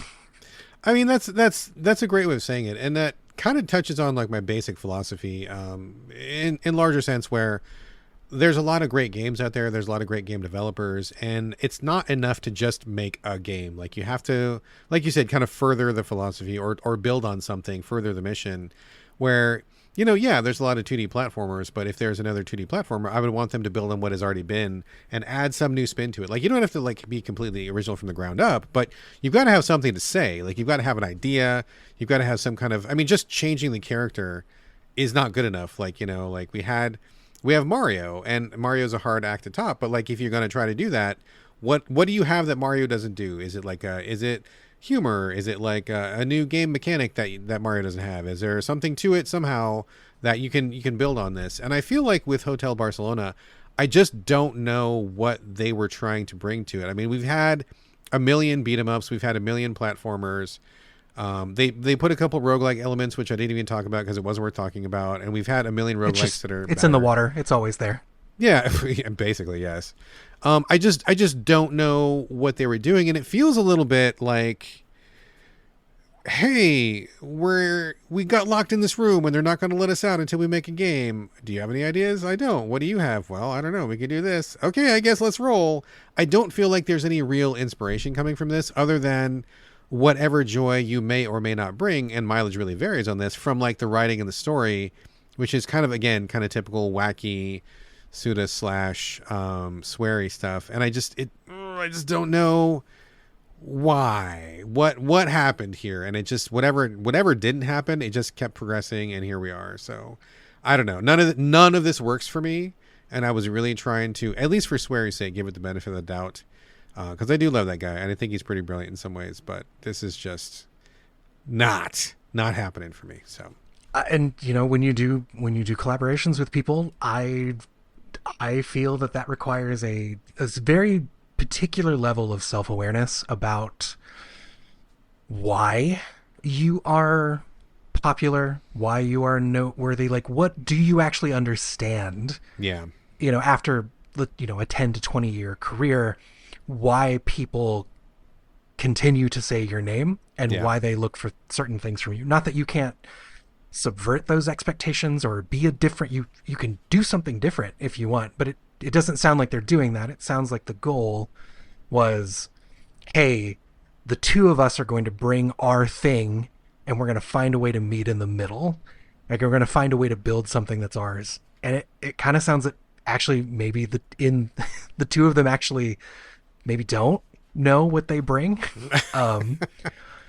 or maybe the payroll was just too high with the two large personalities in the room to get the editing forces around them that they generally would have if they were just on their own. Yeah, it's very possible. That's definitely the Kojima problem. So Kojima / Lucas problem. I don't know what it is, but what I do know is I don't want any more of it. So we're gonna kill this right here and just let it go. Yeah, just let it go and move on. So okay, Jeremiah, you're up next here, and I have to say you really made me do a double take when I saw you add this to the script. Fire Emblem, which I mean I'm aware of, and I didn't know that I'm the biggest Fire Emblem fan, but I definitely have experience with the series. But you said Fire Emblem, the original NES one, and I was like, what? I don't think I even knew there was an NES one. So I guess tell us every little thing about this, because you've honestly got me at a loss here. So back in, it would have been in 2020, Nintendo, we did not, as far as I understand it, in the United States, we did not get the original NES version of Fire Emblem, the actual start, the nexus point of Fire Emblem. We got our first taste of Fire Emblem was on the Super Nintendo, which was a truncated version of the original Fire Emblem. So they were going to do like book 1, book 2. Was Kind it of called thing. Fire So- Emblem on the Super Nintendo? Yes, but it's like Fire Emblem, and the original NES one is, what is it? Shadow Dragon and the Blade of Light. And I think that what they did for the Super Nintendo version they put out, it's like one half of that title, because they were going to do 1 and 2. So Interesting. Okay. we never got that original version of it. So in 2020, like just in a Nintendo Direct, I think this is one of those things that they're like, and go buy it now. Gotcha. They did a retranslation, or I guess just a translation of the NES Fire Emblem. So that's just been sitting. That's been sitting on my Switch for, like, I initially bought it because like, that's exciting. I'd love to kind of see what that was. Yeah. I'd love to imagine a world where younger me got introduced to Fire Emblem, something like Fire Emblem as like a formative experience. Gotcha. So just to kind of see what it was. But it's been sitting there. I didn't really get into it. It's an NES game, like sound and look and all. Like, but where this is really coming from is that one of my white whales is about to hit the beach, and that is Final Fantasy Tactics. Oh man. All right, we definitely got to talk about that. But all right, keep talking. So, I have thoughts. That is the preamble for all of this, where I have a problem. I have a thing where I am so attracted to specifically tactics games, not so much strategy games. God, are you really? I don't think I knew that about you. How have we been friends for this long and I didn't know that? They just happen to my board game sensibilities. I just like little characters on a board. Is this a recent thing? Did you just recently swing this way, or have you always been in tactics? I've always been this person. Oh my like, so gosh. but here's the problem. Either by the way that tactics games present themselves, my intrinsic anxiety about loss, I don't know. Like I have so much trouble playing any tactics game. And I've got a couple things that are like in the pool here. One, last year, I finally decided to go and attack ADHD for me. Like, it's a lifelong problem that I have intentionally ignored because I just didn't want to deal with it. Okay. So I finally have, like, I have stimulants. I have things that I can take that really, like, that have been great for sharpening my focus. So there's a lot of video games I can play now, because it's not so much that I was bad at them. It's just that they needed more executive function than I could supply them. Okay, that makes sense. And tactics is a genre like that because it feels great to move your little dudes around the board and whack other little dudes with them. But then all of a sudden your little dudes start getting the shit beat out of them and you don't have those little dudes anymore. Yes. And what that creates is this loop of like, well, I don't feel like I understand what's in front of me, but I don't know how to do this. I don't know how to engage with it. So Final Fantasy Tactics is coming around again, and I'm just kind of in the mood. And I just kind of dug into the library of like, okay, what's something that I could use that, like, let's train up, I guess. And my thought was, hey, I have this Fire Emblem remake. It's an NES game. How hard could it be? You know, me shrugging my shoulders. Okay. Forgetting what the NES era of video games was like. Yes. So I've gone back to that, and in a way it has been helpful, meaning it's limited stats. The overall mechanics are limited.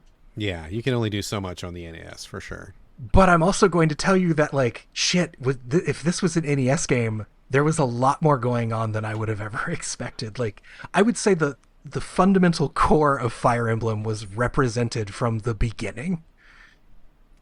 So I'm also facing that, but here's a great thing about this. It's a bunch of little dudes that just dance. You know, they've got like 3-frame animations on a map with like no character, very little story. So I can just let these little fuckers die. Okay, wait, let me follow up on this a little bit. I mean, tactics is one of my favorite genres. It might be my favorite genre, but if it's not my favorite, it's at the top, like top 3 certainly. So I play a lot of tactics games, and I am learning more about you as a person today. I never knew you were into tactics. Like this whole time, I had no clue. So I'm learning something new today, which is good. Ultimately, this is a good thing. It's an I want to be so bad. Like Invisible Ink, a game that I thought was so cool, and it just destroyed me as a person. Okay. I have somehow finished Jeanne d'Arc. Oh wow. Wow, you're going way back, dude. For somebody who just said like I can't hang with tactics, I understand that me saying but I also finished Jeanne d'Arc is a bit of a strange thing to say. And it is just because I have this issue where if I make too many bad decisions, yes, I don't get the dopamine hit out of it, and I just exhaust on the game, and it can happen in the series of one map. Let me ask, so one thing that I have an issue with specifically about this genre is permadeath. I never want permadeath ever. So is that the breaking point, or is it just like if you lose guys on a map, but you know you're going to get them when you go back to base and you'll have them again the next round, is that fine, or is that also not fine?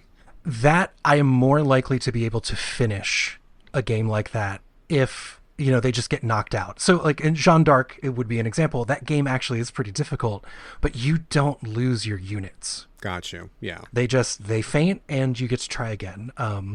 Triangle Strategy, like another game that I actually liked quite a bit. You know, they don't die. You can try again, and you can try again in a way that is not like, well, fuck, we went tits up on this. Like, I have to save scum in order to do it. Yeah, yeah. I made it through Fire Emblem Awakening, save scumming. I made it through 3 houses, save scumming. Same. Well, actually, I guess in those 2, you could just tell it you didn't want him to die, so you could just turn permadeath off. Exactly, which I always do. First thing, turn it off. So part of me wanting to grow as a person is to make it through a Fire Emblem with permadeath turned on. Oh no, stop. I'm going to stop you right there. Don't do that to yourself.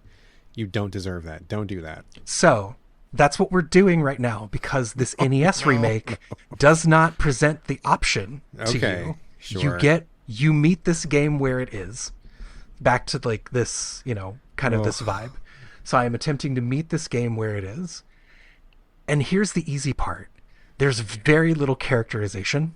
So when they die, farewell. Not a problem. Okay, I get it. You're not as attached to them. You're not feeling feelings. So like but Final Fantasy Tactics does do that. You will lose units if you do not revive them in that battle, or the battle does not end by a certain point. So this is one facet where I'm preparing for Tactics. I am determined to see that game through once in my life.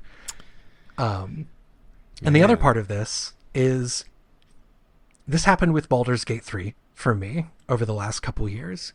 Everybody fucking loved that game. People who don't even play video games are like, man, I fucking crushed this game. I'm in my 3rd playthrough. And I get to that game and I'm like, I appreciate what this is, and I literally cannot play it. And it is because I have spent an entire lifetime in JRPGs, specifically Final Fantasy. Yeah. And here is what I now know about me, is my entire conceptual framework of stats in RPGs is vibes based. Which is a problem when you aren't playing Final Fantasy. Yeah, I was going to say yes. I can see how that would be a pretty significant issue. I mean, you must have surely dipped into like something like Fallout at some point that has like a slightly different take on it, no? So even back to all those days, I had the original Fallout and Fallout 2. Okay. I had those boxes. I really liked those games. I really couldn't play them. Like I was farming for content, if anything. Gotcha. But this is the stat problem right here. I didn't run with a D&D group. I didn't run with a lot of those like formative, like with things that would have been formative about like how you understand not just playing your role in a space like that, but then how equipment and the stats on that equipment, and even just the fact that the dice only go up to 20 really plays into some fairly simple calculations. JRPGs over writ large completely obscure that information from you, and the numbers become vibes where you're like, well, this character has 25 more points in one stat, so this makes them the thief. Yeah. Or like this makes them the tank or whatever. And so when you get to something like Fire Emblem, Tactics, etc., I'm not cognitively trained to just stop for a minute, my guy. Look at, like, don't just look at what their movement range is. Literally look at the numbers, like defense here, speed here. What does that mean for this unit? Yes. So like if this motherfucker gets up on you, what does that mean? And I am terrible at taking the breath to be able to understand that, and it very quickly becomes the thing that makes it so that I cannot play a tactics game all the way through as much as I want to. So me coming back to this NES Fire Emblem, which is definitely a simplified version of what you might find for any other given tactics game like it right now, is it has very light characterization. It's pretty limited on what it can show you on any given time. So I'm not getting attached to anybody, and it's just if they die, then they die. We're going to learn from our mistakes, and we're going to move on. We're going to figure this the fuck out, is what we're doing. And it's actually way longer than I thought it would be. It's like 25 maps, which I was thinking it would be like maybe 10. Is it like an hour per map or something like that? And like and because the input is also pretty slow, it's like an hour and a half to finish a map. I would say it's like the equivalent of like an Advance Wars map, like original GBA play in Advance Wars. I'd say that's also about the same like level of intricacy that they've got going on as well. Yeah. So that's where we're at with this. I actually think it's pretty pleasant. Like I've got that OLED Switch one, so NES games look great on that screen. Like it's a pleasant experience, but I'm losing like one dude per map at least. The prince, like, so there's Marth and Kaede, like you get a Pegasus Knight in her, and I'm sorry, like I know everybody's spoiler sensitive here, but I'm gonna give up the ghost a little bit on Fire Emblem from 40 years ago. Okay. I know, but so what they do is they give you Marth's girlfriend. They give you his waifu at the very beginning. She's a Pegasus Knight, which classically in Fire Emblem are glass cannons. Yes. And while I kept her away from archers and all of that, she just got just all of a sudden. Yeah. That game decided, like, who's dying today? Her. She is. Yeah. She's dead. Well, so what it means is the game actually doesn't stop. She's just gone. But what it did is it locked me into one of the two endings. There's the good ending, which is Marth and Kaede ravage the countryside and all is well. Or she dies and Marth falls into a deep depression. So we're on the depression arc for Marth. That is my canonical Marth moving forward in life. Oh, jeez. And I'm accepting it. I'm on the 5th map. She's dead. We've moved on. And the other guy, and like 5 other guys have followed her because I was pretty certain they were safe. But guess what? They were not. Oh, jeez. It's terribly unforgiving, but it's so small. I feel like I can make it through. But the stats are a problem, man. Yes, I don't know how to be a better stat guy. Stats are a thing. Okay. You've given me like 85,000 things that I want to say. We're gonna tackle maybe a couple of these because I have so many questions and so many thoughts. So, okay, I hear you about Fire Emblem. I don't know that I can live in that world anymore, but I'll think about it. I did like the Fire Emblem series for a while, but I don't know if it's exactly my jam anymore. But that's neither here nor there. Let me ask you. So, where do you fall on the XCOM continuum? Are you familiar? Do you like it? Do you not like it? I mean, like, what's your take on that? I can look over at a shelf right now. I have PS3 copies of XCOM and XCOM 2. XCOM broke me. XCOM just absolutely wrecked me. In the same way that Darkest Dungeon destroyed. Oh boy, me. Don't even start talking about Darkest Dungeon, dude. I know, especially with you. Like, if I tried so many times to play Darkest Dungeon specifically because of you. Oh my god, yes. Okay. And sorry. And I'm about to say something where everybody listening with any idea of what we're talking about is going to go like, what the fuck is wrong with this guy? I love Etrian Odyssey. It is my favorite. It is one of my favorite things that I could ever play. And I'm telling you I'm bad at stats. So like XCOM I love, but like maybe I could go back and try it again now. But I got like halfway through XCOM and I got destroyed. Yes. I don't remember what the map was. Yes. That game literally just decided like, no, this is cute, but we're done. You're done. Specifically, goodbye. I had to replace everyone in my squad. Oh my gosh. I think one dude made it out, and I was like, they're all gone. And I was like, I guess the aliens win. I guess. I don't play that. I save scum the fuck out of that, dude. Like, there's no way. In fact, I don't remember exactly, but I think that's one where you got to jump up and turn your console off if you don't want it to autosave. I believe I put the power strip near me so that when that happened, I'm just like, click. That didn't happen. We're going to go back and try that again. And it just, I feel like it says a lot about me and the way that I'm able to like handle loss. Loss when it comes to something like a video game where it's like, it feels like protecting time. Yes. Even though I know that if I were to just chew my way through it, I'm actually going to walk away with a better experience. Or meaning I'm going to walk away with my experience. Sure. And in the case of something like Fire Emblem, there are things that there are characters you won't meet unless someone else dies. True. And true. Even knowing that, I'm like, no, first in, never last out. Yeah. I mean, same, dude, same. I feel you 100%. I feel you 100% on that. Absolutely. I am the king of save scum, and I don't care because I want to play a game the way that I want to play it, and I don't trust developers. I don't trust games or the AI in games and stuff. There's so many ways that you can get cheated out of something that I'm just not here for it. I get cheated enough in the real world. There's so many things that we just can't control. I can control my fucking video game, goddammit, and I just don't care. But okay, so let me ask you this.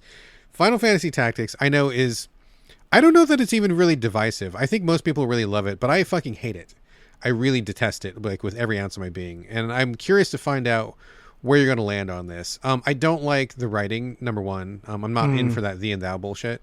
But something that I think I want to know about you, the question at hand here is, how do you feel about tactics games which have units as opposed to tactics games which have characters? And what I mean by that is, like in a game like XCOM, where you have, like a guy or a girl or whatever, you can make them into basically whatever class, you dress them how you like, but they're just like they don't have individual dialogue. They don't have, maybe you make a backstory in your head for them or something, or you grow attached to them just because, but they're just like a cipher, right? As opposed to like a tactics game where they have pre-scripted, predetermined characters. Like maybe this guy is only going to be a knight or a wing knight or something.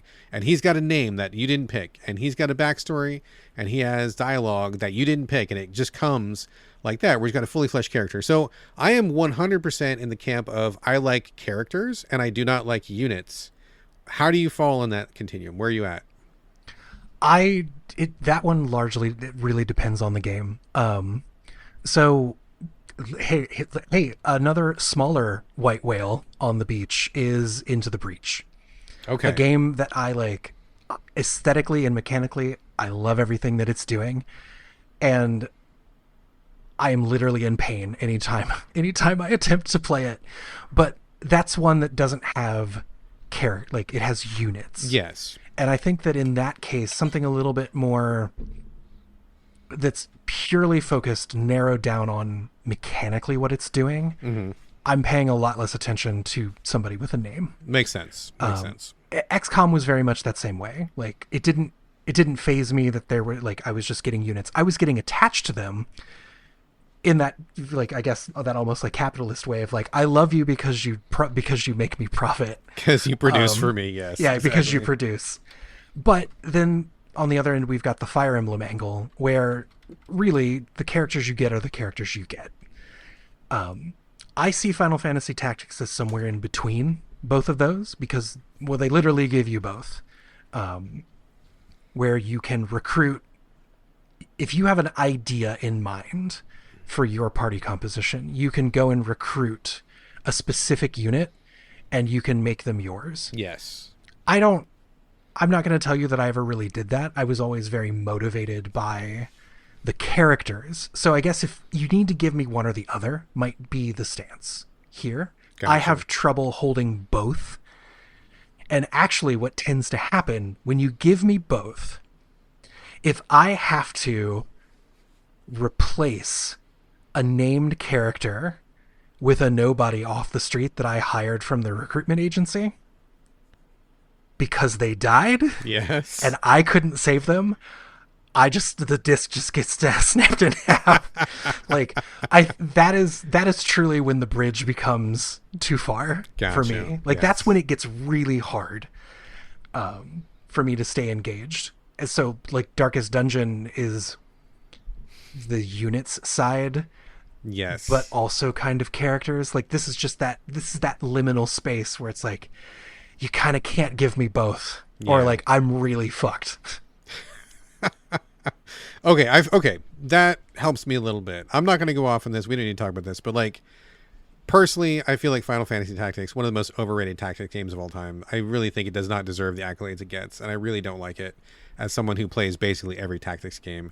And I mean, Ogre Battle kind of falls in the same bucket for me. I think those two are kind of cut from the same cloth. So I'm not a fan of that type of tactics game. I don't get much out of it, but I would be curious to hear your experience once you dip in and see what you think about it. Let's move on really quick because I think we're getting into like deep emotional territory here, and I don't want to go there. That's fine. You know, I can always come back. I can cry. I can come back and cry at a later date. Absolutely. But I will run a couple by you real quick. Just a quick thing. Did you ever dip into the Lamplighters League? It came out a couple years ago. No, I saw it. I do have a tactics game that I bought around that same time that I want to play very badly, but I have yet to find the emotional space to be able to do it. What was that? Studio just closed, or they got closed. Me. Oh, dude, that was on my list to ask you about. So it's the pirate one. It's the Cursed Crew one. Yeah, you're talking about Shadow Gambit is what you're talking about. Yes. Shadow Gambit. Oh my god, it is so good. I own that game. It actually like immediately went on sale. It cost like nothing. Oh, because okay. they got shuttered immediately afterwards. Yep. So it's like, this looks so much like my shit, meaning I am so fascinated by this game and it's going to hurt me. I guess I haven't, the one that you're talking about. No, I chose this one over Lamplighters League. Okay. You need to get both. Okay. You need to get everything by Me, because they are the undisputed masters of like reviving and bringing new blood into tactics. The way that they do it is fucking phenomenal. Every game they make is fucking great. All of them are really good. and I bet you can get them all on the cheap. It's funny because they closed their studio, and they really broke my heart because they're like, you know what? It's so hard to make these games. We're just fucking tired. We're done. And I'm like, bitch, take a vacation. Take a vacay and come back. You don't got to go away. But they did. They went away. Right, because this is the Shadow Tactics people, right? Shadow Tactics, Desperados 3, and Shadow Gambit are all the absolute top of like this genre for me. Those are fucking phenomenal games. So definitely check those out. Like literally every game the studio made is a banger, dude. Is a banger. Super banger. Miserable. You've got some hours ahead of you. Those games are the fucking shit. Like the ultimate, like they're so good. Also, Lamplighters League, you have to get that. That one to me was like a super all-timer. Played on the PC because it's really buggy. The studio had a problem with their publisher. They kind of famously had a squabble back and forth. And super kudos to the developers. It was Harebrained Studios here in Seattle, I believe. And they like just kept fighting for that game and kept working on it and kept releasing patches even after the publisher cut all support. And I'm so glad they did because that fucking game is fucking phenomenal. It is so good. If you like tactics, you've got to play Lamplighters League. It is the best. So fucking good. And then one from the past. I don't know if you can even get this, but one of my favorite formative experiences, since we're kind of talking about this, Vandal Hearts, which was on, I want to say it was PS1 way back when. I don't know if you can even find it, if you can emulate it, whatever. Yeah, this. Okay. But Vandal Hearts, I had a really good time with. And I will say, this is not a spoiler. I mean, maybe, who cares? It doesn't matter. The game's like 30 fucking years old. But like, the big payoff for like Vandal Hearts was, that was like one of the earliest games where you had to pick a class for a guy. And so like, I was like, oh, I don't just advance, you got to choose one or the other. That was really cool. But on each map, there was a little hidden item. So like throughout the whole game, it was very easy to miss these if you didn't know they were there.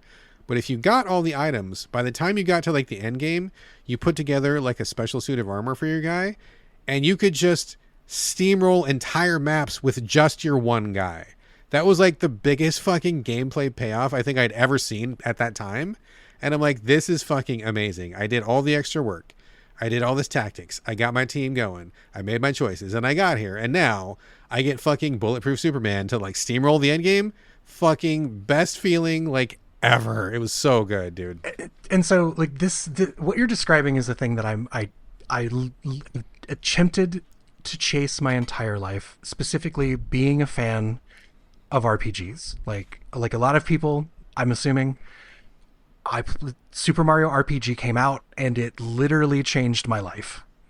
Like it changed the trajectory of my life. It was a great game. Great game. Because all of a sudden I had a game that was that lowered the ceiling. Yes. For everything in a way that I didn't have to, like I could just play it and understand it. And from there, like Chrono Trigger was next.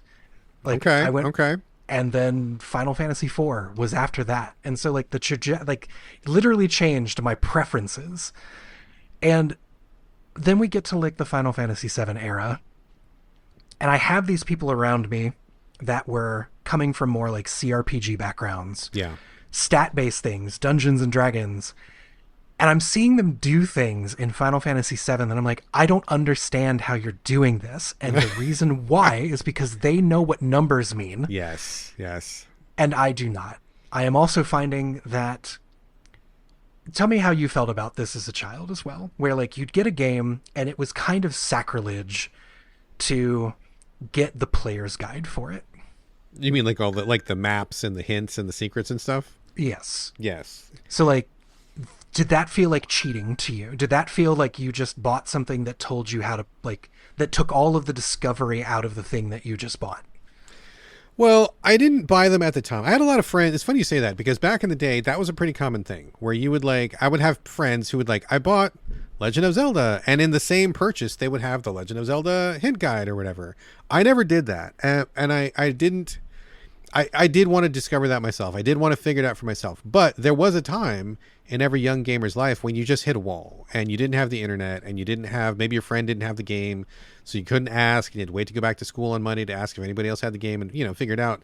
And so when I got to a space like that, at that point I would be like, okay, fuck it. I just want to know because I just want to see the rest of this game. I just want to progress forward. So it did feel like cheating, but only after I had exhausted my own personal resources. And it was either that or I just put the game back on my shelf and leave it unfinished forever. And in that case, I would rather finish it with whatever help available rather than try to tough through it, if that makes any sense. It does. So what I'm learning now, like as a man in my mid 40s, is those books, these things that I shunned, that I said no, like I want to have my experience, like you precocious little shit child.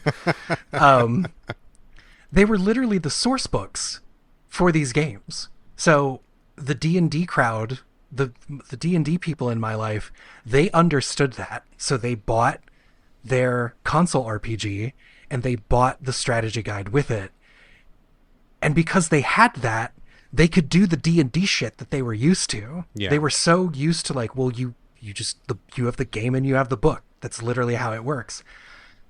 So I'm now looking back on a lot of these older RPGs and going like, well, yeah, I guess if you did actually have the source material, you would know that the stat ceiling is 100 for any given stat.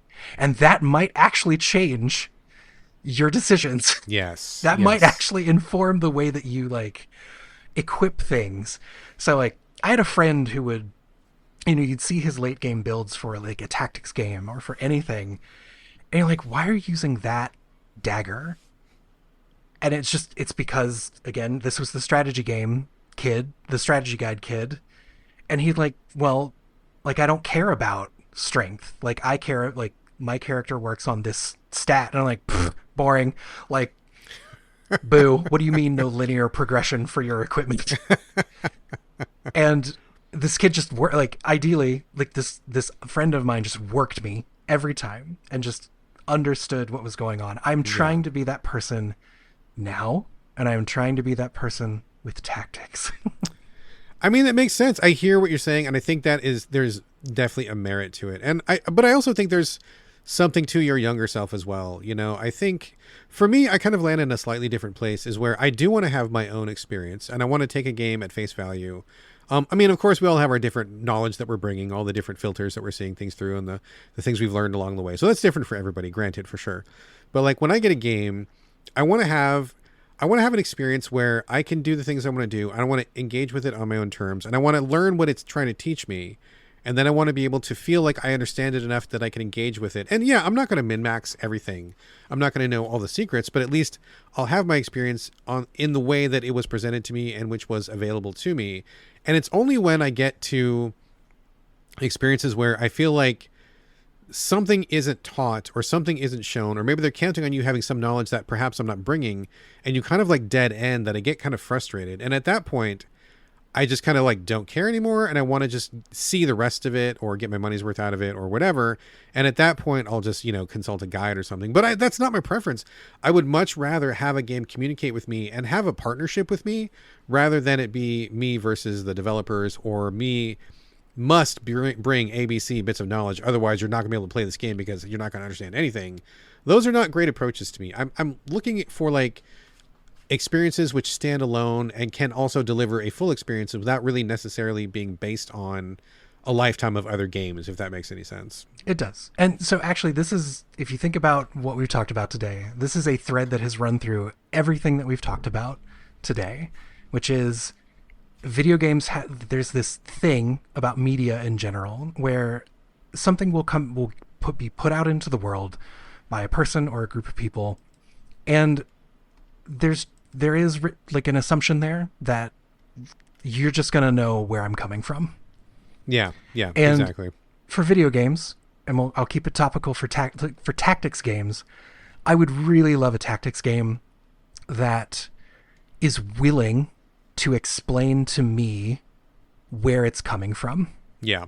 Like, hey, I was pretty certain that Kaede was safe.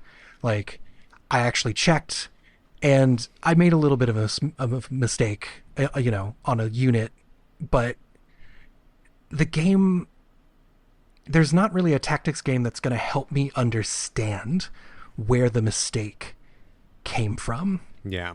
And it's going to make a lot of assumptions that I am right here, lockstep with the creator, and like kind of like maybe I didn't understand choke points, or there's kind of like some sort of larger tactical framework that I don't know about, that the game is relying on.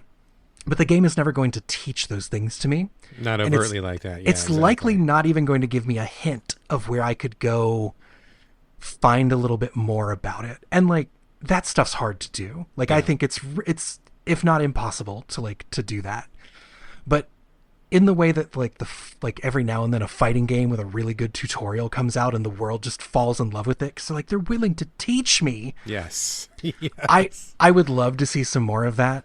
Like, even Borderlands 4 did this. Like, this is a problem in Borderlands 4 where enemies have different colored health bars, which react differently to different types of weapon ammo. Gotcha. That game does not tell you that. I literally had to go to YouTube and have somebody explain to me what it was. So like, I'd like game, if I'm going to come and meet games where they are, if that's the stance that I'm coming from, I would love it if more games, like, mechanically and philosophically would come and meet me of like, hey, without feeling like we're pandering or we're condescending, like, here's a little like nugget. Maybe you should look into it.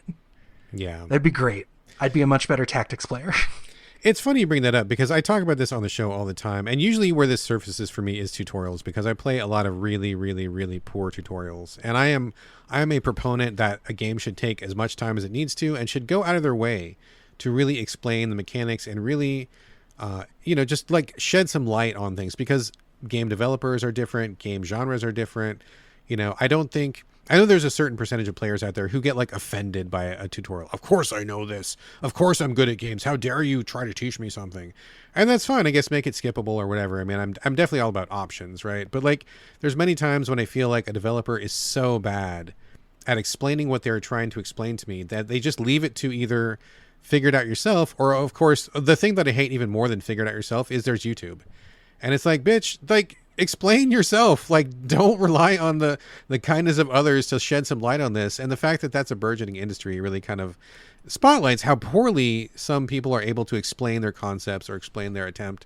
And that is like a whole thing I could go off on for hours. But some people are just not good teachers. Some people are just not in that space. And so you're going to get those games that don't take the time to explain, or they think it's not their job, or they think they're trying to pander to you or something. Those games I usually bristle at, and I need somebody who takes a different approach. So I hear what you're saying for sure.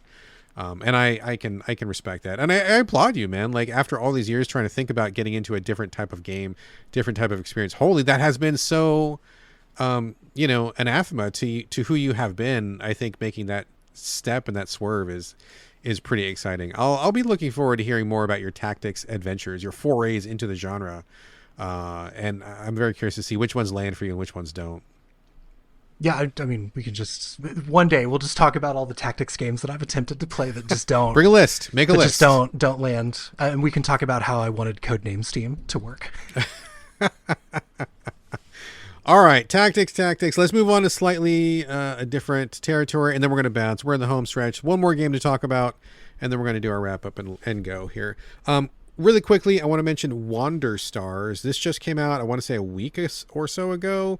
This is a JRPG at heart, but really what this is Dragon Ball, the original Dragon Ball, and not DBZ. Really quickly, Jeremiah, do you have any feelings on Dragon Ball or DBZ at all? It's there. It's a part of like my childhood. I was a Toonami kid, but like largely I don't care. Rest in peace, Akira Toriyama. We will miss you. I'm pouring one out for him right now. It's just a sparkling water, but still the thought remains. So, quick background for me. I detest Dragon Ball Z. I hate it. I don't like it. It's not fun for me. I don't see what people see in it. Not for me. But I love the original Dragon Ball. Me and my son just watched the entire series. Because it's fucking good. It is. It's really good. It's so funny and lighthearted, and there's so many like sweet moments and cute moments and absurd humor, and it's just such a fun fucking series. And it doesn't even have even a whiff of the DBZ stuff until almost the very end of it. Like the final season, they kind of like, you get some of that flavor of like the bigger laser beams and the shouting, and it gets kind of desperate. But even towards the end, they still retain like a lot of the humor and the love and the fun. It's just a fun original Dragon Ball is so different from Dragon Ball Z, and I love Dragon Ball. So this game, Wander Stars, is hardcore a love letter channeling the original Dragon Ball. It looks like Dragon Ball. It's got this fantastic anime style visual presentation where your main character looks kind of like Goku. Everybody in the game has that kind of Toriyama feel to it. The backgrounds, you start off in a place that looks like the Turtle Islands where the Turtle Hermit lives. Every enemy in there could easily have come from Toriyama's sketchbook. So if you like the original Dragon Ball, like visually, you're going to be in heaven. I think the music is actually pretty banging. Notably so. I'm not somebody who generally spends a lot of time noticing soundtracks, but this game like really does reach out, and it really caught my attention, which is really good. And you go around and have like these Dragon Ball conversations where your main character is just like Goku, very sweet, very, but also got a temper, doesn't think things through, hothead kind of a thing. So it is almost as though you were playing through the original Dragon Ball series, which to me was a plus. And it's been decades and decades since Dragon Ball was new, so this doesn't feel like too much of biting someone's steez. Like you're not creeping on this territory. It's more of like obviously an homage because it's been literal like a lifetime since Dragon Ball was brand new. So that all works for me. That's fine. It is a JRPG in the sense that you do turn-based battles, and they try to do something different with it. You have a certain number of slots per turn, and you have a lot of words. You have like punch, kick, block, whatever, like attack words. You've got like wide, narrow, fast, super, ultra, extra, like all these different words, and you can put them in a certain number of each word for each round. And so, for example, you'll pick punch, and then you'll pick super, which adds +1 to it, and you do extra, which adds +2 to it, and then you add fire, and it comes out like super ultra fire punch when you do it, and it does like the base punch damage plus the extra damage plus the fire damage. Kind of a cool idea. Pretty interesting. I appreciate what they're trying to do here. There's lots of words eventually, and you kind of just string those together. I will say the thing about Wander Stars is really the presentation. If you like the presentation and you play JRPGs and you're up for that, I think this is like a real winning combination. It's pretty cool. In terms of everything else, though, I do feel like it does end up being a bit shallow and a little bit unsatisfying, specifically with the turn-based battles, because you end up doing the same kind of combinations over and over and over. So it doesn't really matter that much that there's all these different words to choose from, because you kind of just do the most effective thing every time. One thing that I find kind of irritating about it is like you'll go to meet these enemies to fight, and you don't know what they're weak to, you don't know what they're strong to. And once you figure it out, the next time you see that guy, they have remixed it again. So like whatever worked on the last guy, let's say you're fighting the giant crab on the beach, and you figure out that he's weak to fire the first time. When you meet him the second time, or the new version of him or whatever, he might not be weak to fire at all. He might be something completely different. And that, to me, I don't know what they were trying to add with that. Maybe just to kind of keep the battles from feeling too static, but I actually don't like that. I don't think that really worked, and I kind of wanted to get through the battles faster, and I don't think that the word combat was as nuanced or as effective as it needed to be. There's a lot of animation, a lot of hand-drawn animation. It looks good, but I kind of want there to be more. And for a game that gives you so many options in terms of the attacking and stuff, I don't think there's enough variety in how you do the attack. Like doing the fire punch attack looks the same as a regular punch attack, except for like the guy might have a little icon that says fire on it. Like it's not like your hand is flaming when you punch or anything like that. So I feel like they didn't quite live up to the promise of what they were going for there. Sounds also a little bit like my playthrough of Sea of Stars. I don't know that I ever played Sea of Stars. Does it kind of have the same system like that? It's the JRPG that the Messenger people did. Oh, I'm not a fan of the Messenger. No.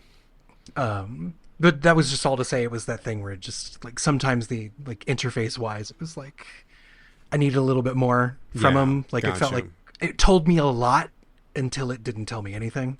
Gotcha. Yeah.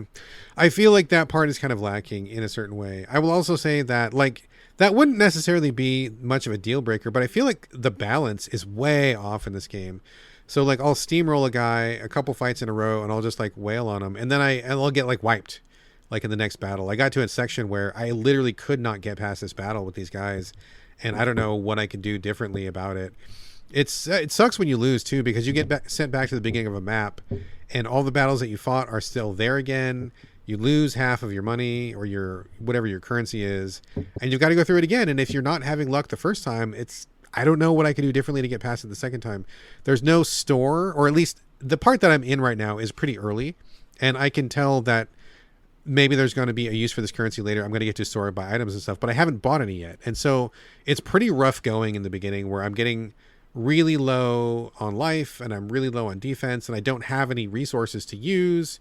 I've found a couple items possibly, but I used them up already. And I feel like they should have really took their foot off the gas, at least for this beginning part, until I can get to a shop or upgrade something, because I feel like it's just off, and I don't feel like it should be that much of a trudge from the beginning. So it's kind of off-putting in terms of difficulty, but the presentation is cool, and I like Dragon Ball. I like the vibe. I really like the energy they bring to it. It's really likable. Like, it really, if you like the Toriyama stuff and you like Dragon Ball, you're gonna like that. You're gonna want to like this.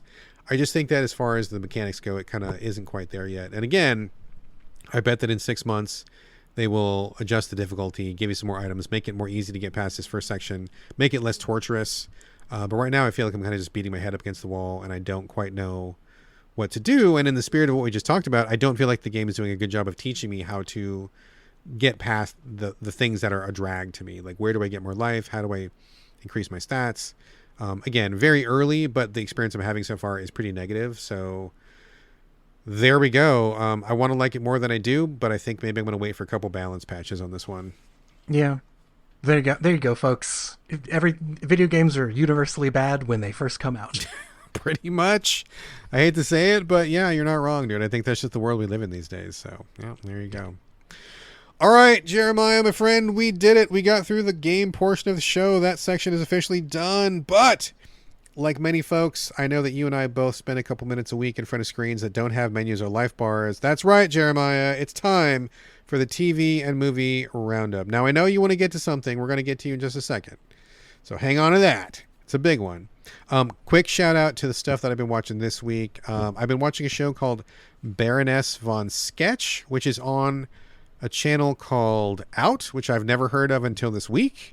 But apparently they have the entire 5 seasons of the show, which I've also never heard about until this week. But my wife Gina found it on TikTok or something. They had a clip from the show. She's like, that was really funny. Who are these people? Oh, they've got a show. Oh, they've got 5 seasons. Oh, it's like a whole thing.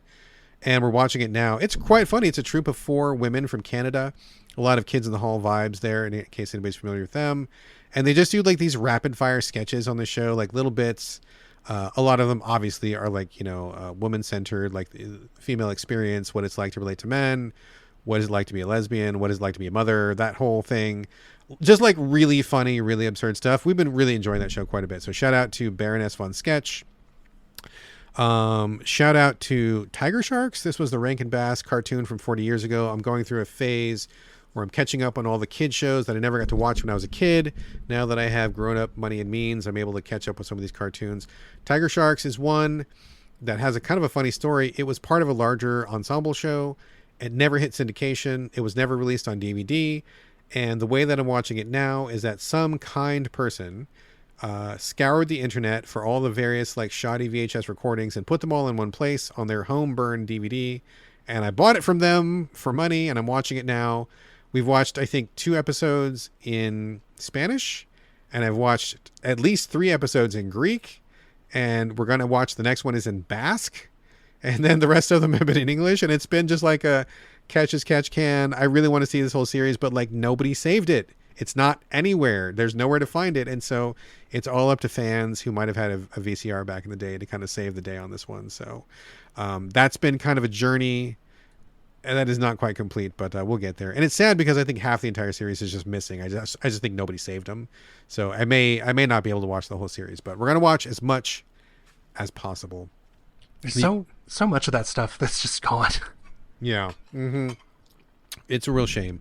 I wish we as a species were more up on archiving and saving and respecting our past. But I guess if it didn't turn $1, throw it away. That's the American way, I suppose.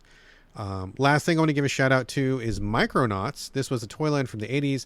They were going to revamp it a couple years ago, maybe 1-2 years ago. This is one of those unfortunate stories where they had a brand new cartoon series with great voice actors, modern production values. They were going to roll it out. They actually completed 2 full series of this show, which is about aliens from another world who show up on Earth, and the scale is different. They are normal size on their planet. They are tiny, tiny on our planet. And so it's the weirdness and interaction of like these little warriors who are as small as like your thumb. And like, what does that mean? Really fun show. And there's a lot of toys that go along with it. But this was one of those programs that they went through investing all the money. They did all the voice talent. They did all the animation. And then they chose not to release it because it was a tax write-off if they killed it. So they went to all the trouble of doing this, and then they just like put it in the shit can and it's gone. Luckily, one of the fans must have a connection somewhere because they posted the entire series on YouTube. You can watch it for free, which is where I'm watching it now. And shout out to my friend who told me about it over at Transformerland. Thank you very much, my friend. So it's cool. It's up there. The whole thing is up there for free if you want to check it out. If you like Micronauts, if you want to see a brand new cartoon about these little warriors like hanging out with kids and like doing stuff on a weird scale. It's a fun show. So shout out that it's there, and fucking stop with the making stuff and killing it on purpose. Like we, as a species, how backwards is that? It like drives me crazy. So it's funny, right? For as much as things change, they stay exactly the same. Oh my God, seriously. So those are my shout outs. Now, Jeremiah, you had mentioned K-pop Demon Hunters, which I don't think anyone's ever heard of. You're going to have to give us a full background in this. What are you talking about? And why don't you want to bring it up? Okay, here's the thing. I want to be clear. So when you had asked like what TV or movies, books or movies do you want to talk about? I am not really that person. So it's like, fuck, like something. It's like I watched K-pop Demon Hunters like because I drew a breath on any given day. Right? Yes. So like I can give like a couple minutes of that. I was also one of those people that just like it showed up on Netflix as a recommendation. I was like, what the fuck is this? Went into it with literally no expectations. I put it on in the background while I was working just to like, why is this a big deal? I literally had to close my MacBook like 5 minutes in. We didn't even make it through the intro. I had to close my MacBook, restart it, and just say like, I literally cannot function while this is running in the background. And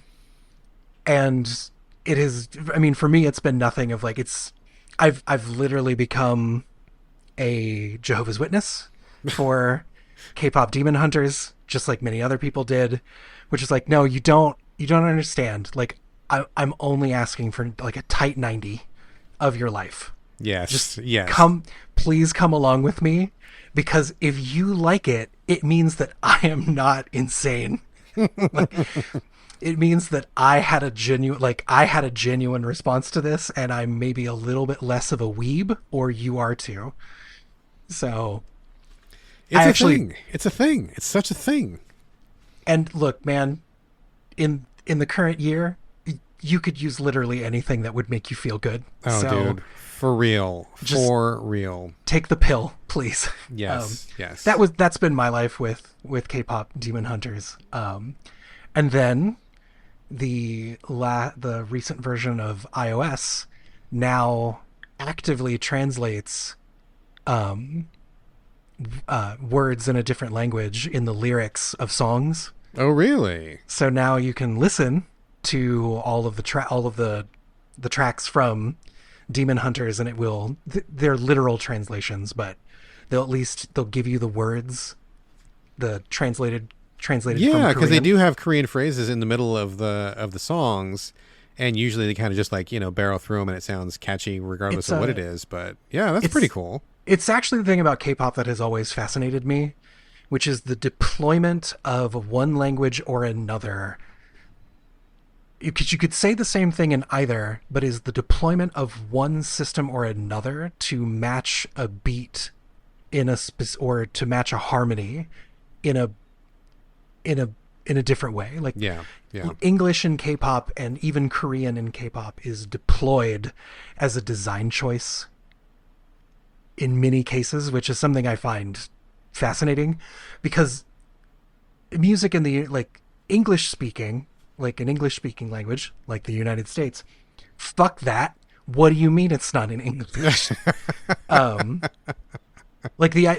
Imagine the idea that like you might have like Toby Keith is just gonna start like speaking let me pick a language that might not be weird. We'll just say Spanish, because maybe Toby Keith has already done it. We have a little bit of a history of this, but like the idea that lyrically you would just pick from another language and say the exact same thing because that language, the tempo or like the rhythm of that language suits the music better, and you're willing to say something in a different language for flow. Like I find that as a fascinating foundational aspect of K-pop. Fully agree. I've always and not just K-pop, like I think any other country, if you listen to pop stuff, or like, I've always been really interested in how the proliferation of like rap styled music in other countries, rap being like intrinsically like an American thing, how that has translated to other places where you'll hear a song and it's got this mean beat or whatever, and these guys are rapping in their foreign language, but then there will be like English pop up in it, and like, how does that even translate? And like exactly like you said, why are you choosing this way over this way? What is the impact you're going for? And maybe it's not easily known since we have a different frame of reference from the people who might be listening to it in the native language, but I do agree it's really, really fascinating. So I have not seen that iOS translation. I would be curious to see how that plays out. As you're watching those songs, does it have a different impact on you? Like knowing that now that you're able to read and see what they say, does it matter to you one way or another? Does it change how you feel about the songs, added nuance or context? It's funny, the Saja Boy songs are the ones that benefit from it the most. Really? They're the ones that, at least those Soda Pop and Idol are the ones that, the two songs that they have a lot of, there's a lot of context in the Korean side of both of those tracks, which I think is really interesting. Like the Korean side of Soda Pop like really pushes the like, I'm here to drink you. Like I'm here to suck your soul out of your body part of it, which is okay. I think for an American audience that doesn't know Korean, I find that much more fascinating, that they hid so much of the context of the song in a language that a lot of the audience is not going to understand. Yeah, and they don't, if memory serves, they don't translate it on screen either when you're watching it. Like I don't remember any subtitles coming up either. So like I like that. I may be giving them too much credit. I might be reading into it for them, but the idea that they may have written those songs in a way where to an English-speaking audience, they've kind of decoded or they've encoded messages in them that like tie into like the story. I was in for that. I mean, that's again, amazing. I might be giving them too much credit, but that's how I read it. I mean, I can see how an argument can be made for that. I think that's legit. So that's really, really fascinating. I would love to hear.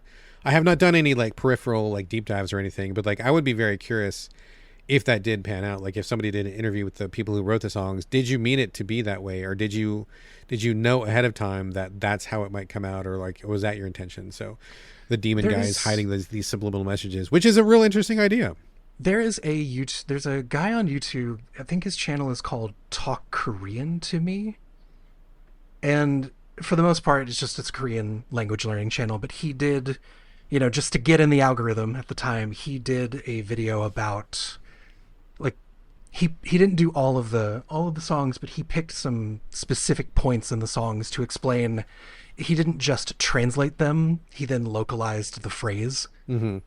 So that if you look up any videos, like that one is fun. That was when I watched that one and said, oh, there's a lot of like contextual story meaning that they've like tucked underneath all of this stuff that I would not have gotten had this man not explained the Korean, like not localized the Korean phrases for me.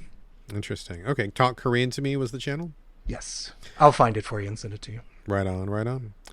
All right. Well, that has been a show. Thank you so much for coming aboard, Jeremiah. I feel like we have gone on like a spiritual journey together. I feel like I know much more about you as a person, and hopefully you have gained a little something from chatting with me. I'll just use the show as therapy from now on. That is what it's here for, I think, indubitably. Folks, before the closing music, I would love for you all to leave reviews, share the show on social media. Most important of all, please recommend the show to your friends, because nothing beats good old word of mouth. And as always, we'll love to get your questions and comments. Hit me up directly, SoVideoGamesPodcast@gmail.com, or reach me on social media. You can find me on Instagram and Blue Sky these days. It's my name, BradGallaway, always.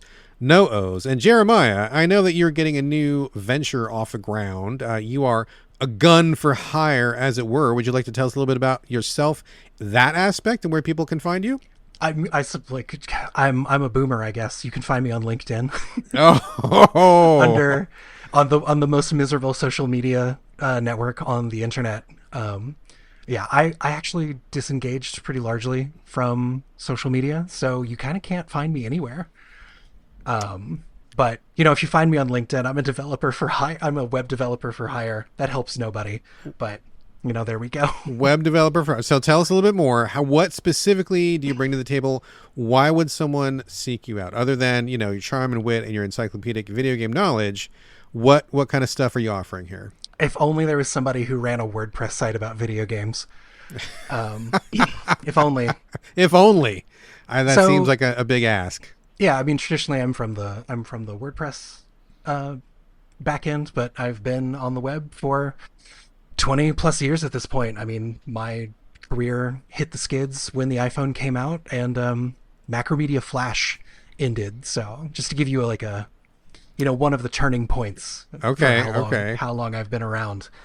Newgrounds was a thing that people talked about. Oh boy. Okay. You're dating yourself a little bit here. Yep. I know. So, which means I'm ready for management. But yeah, I don't know.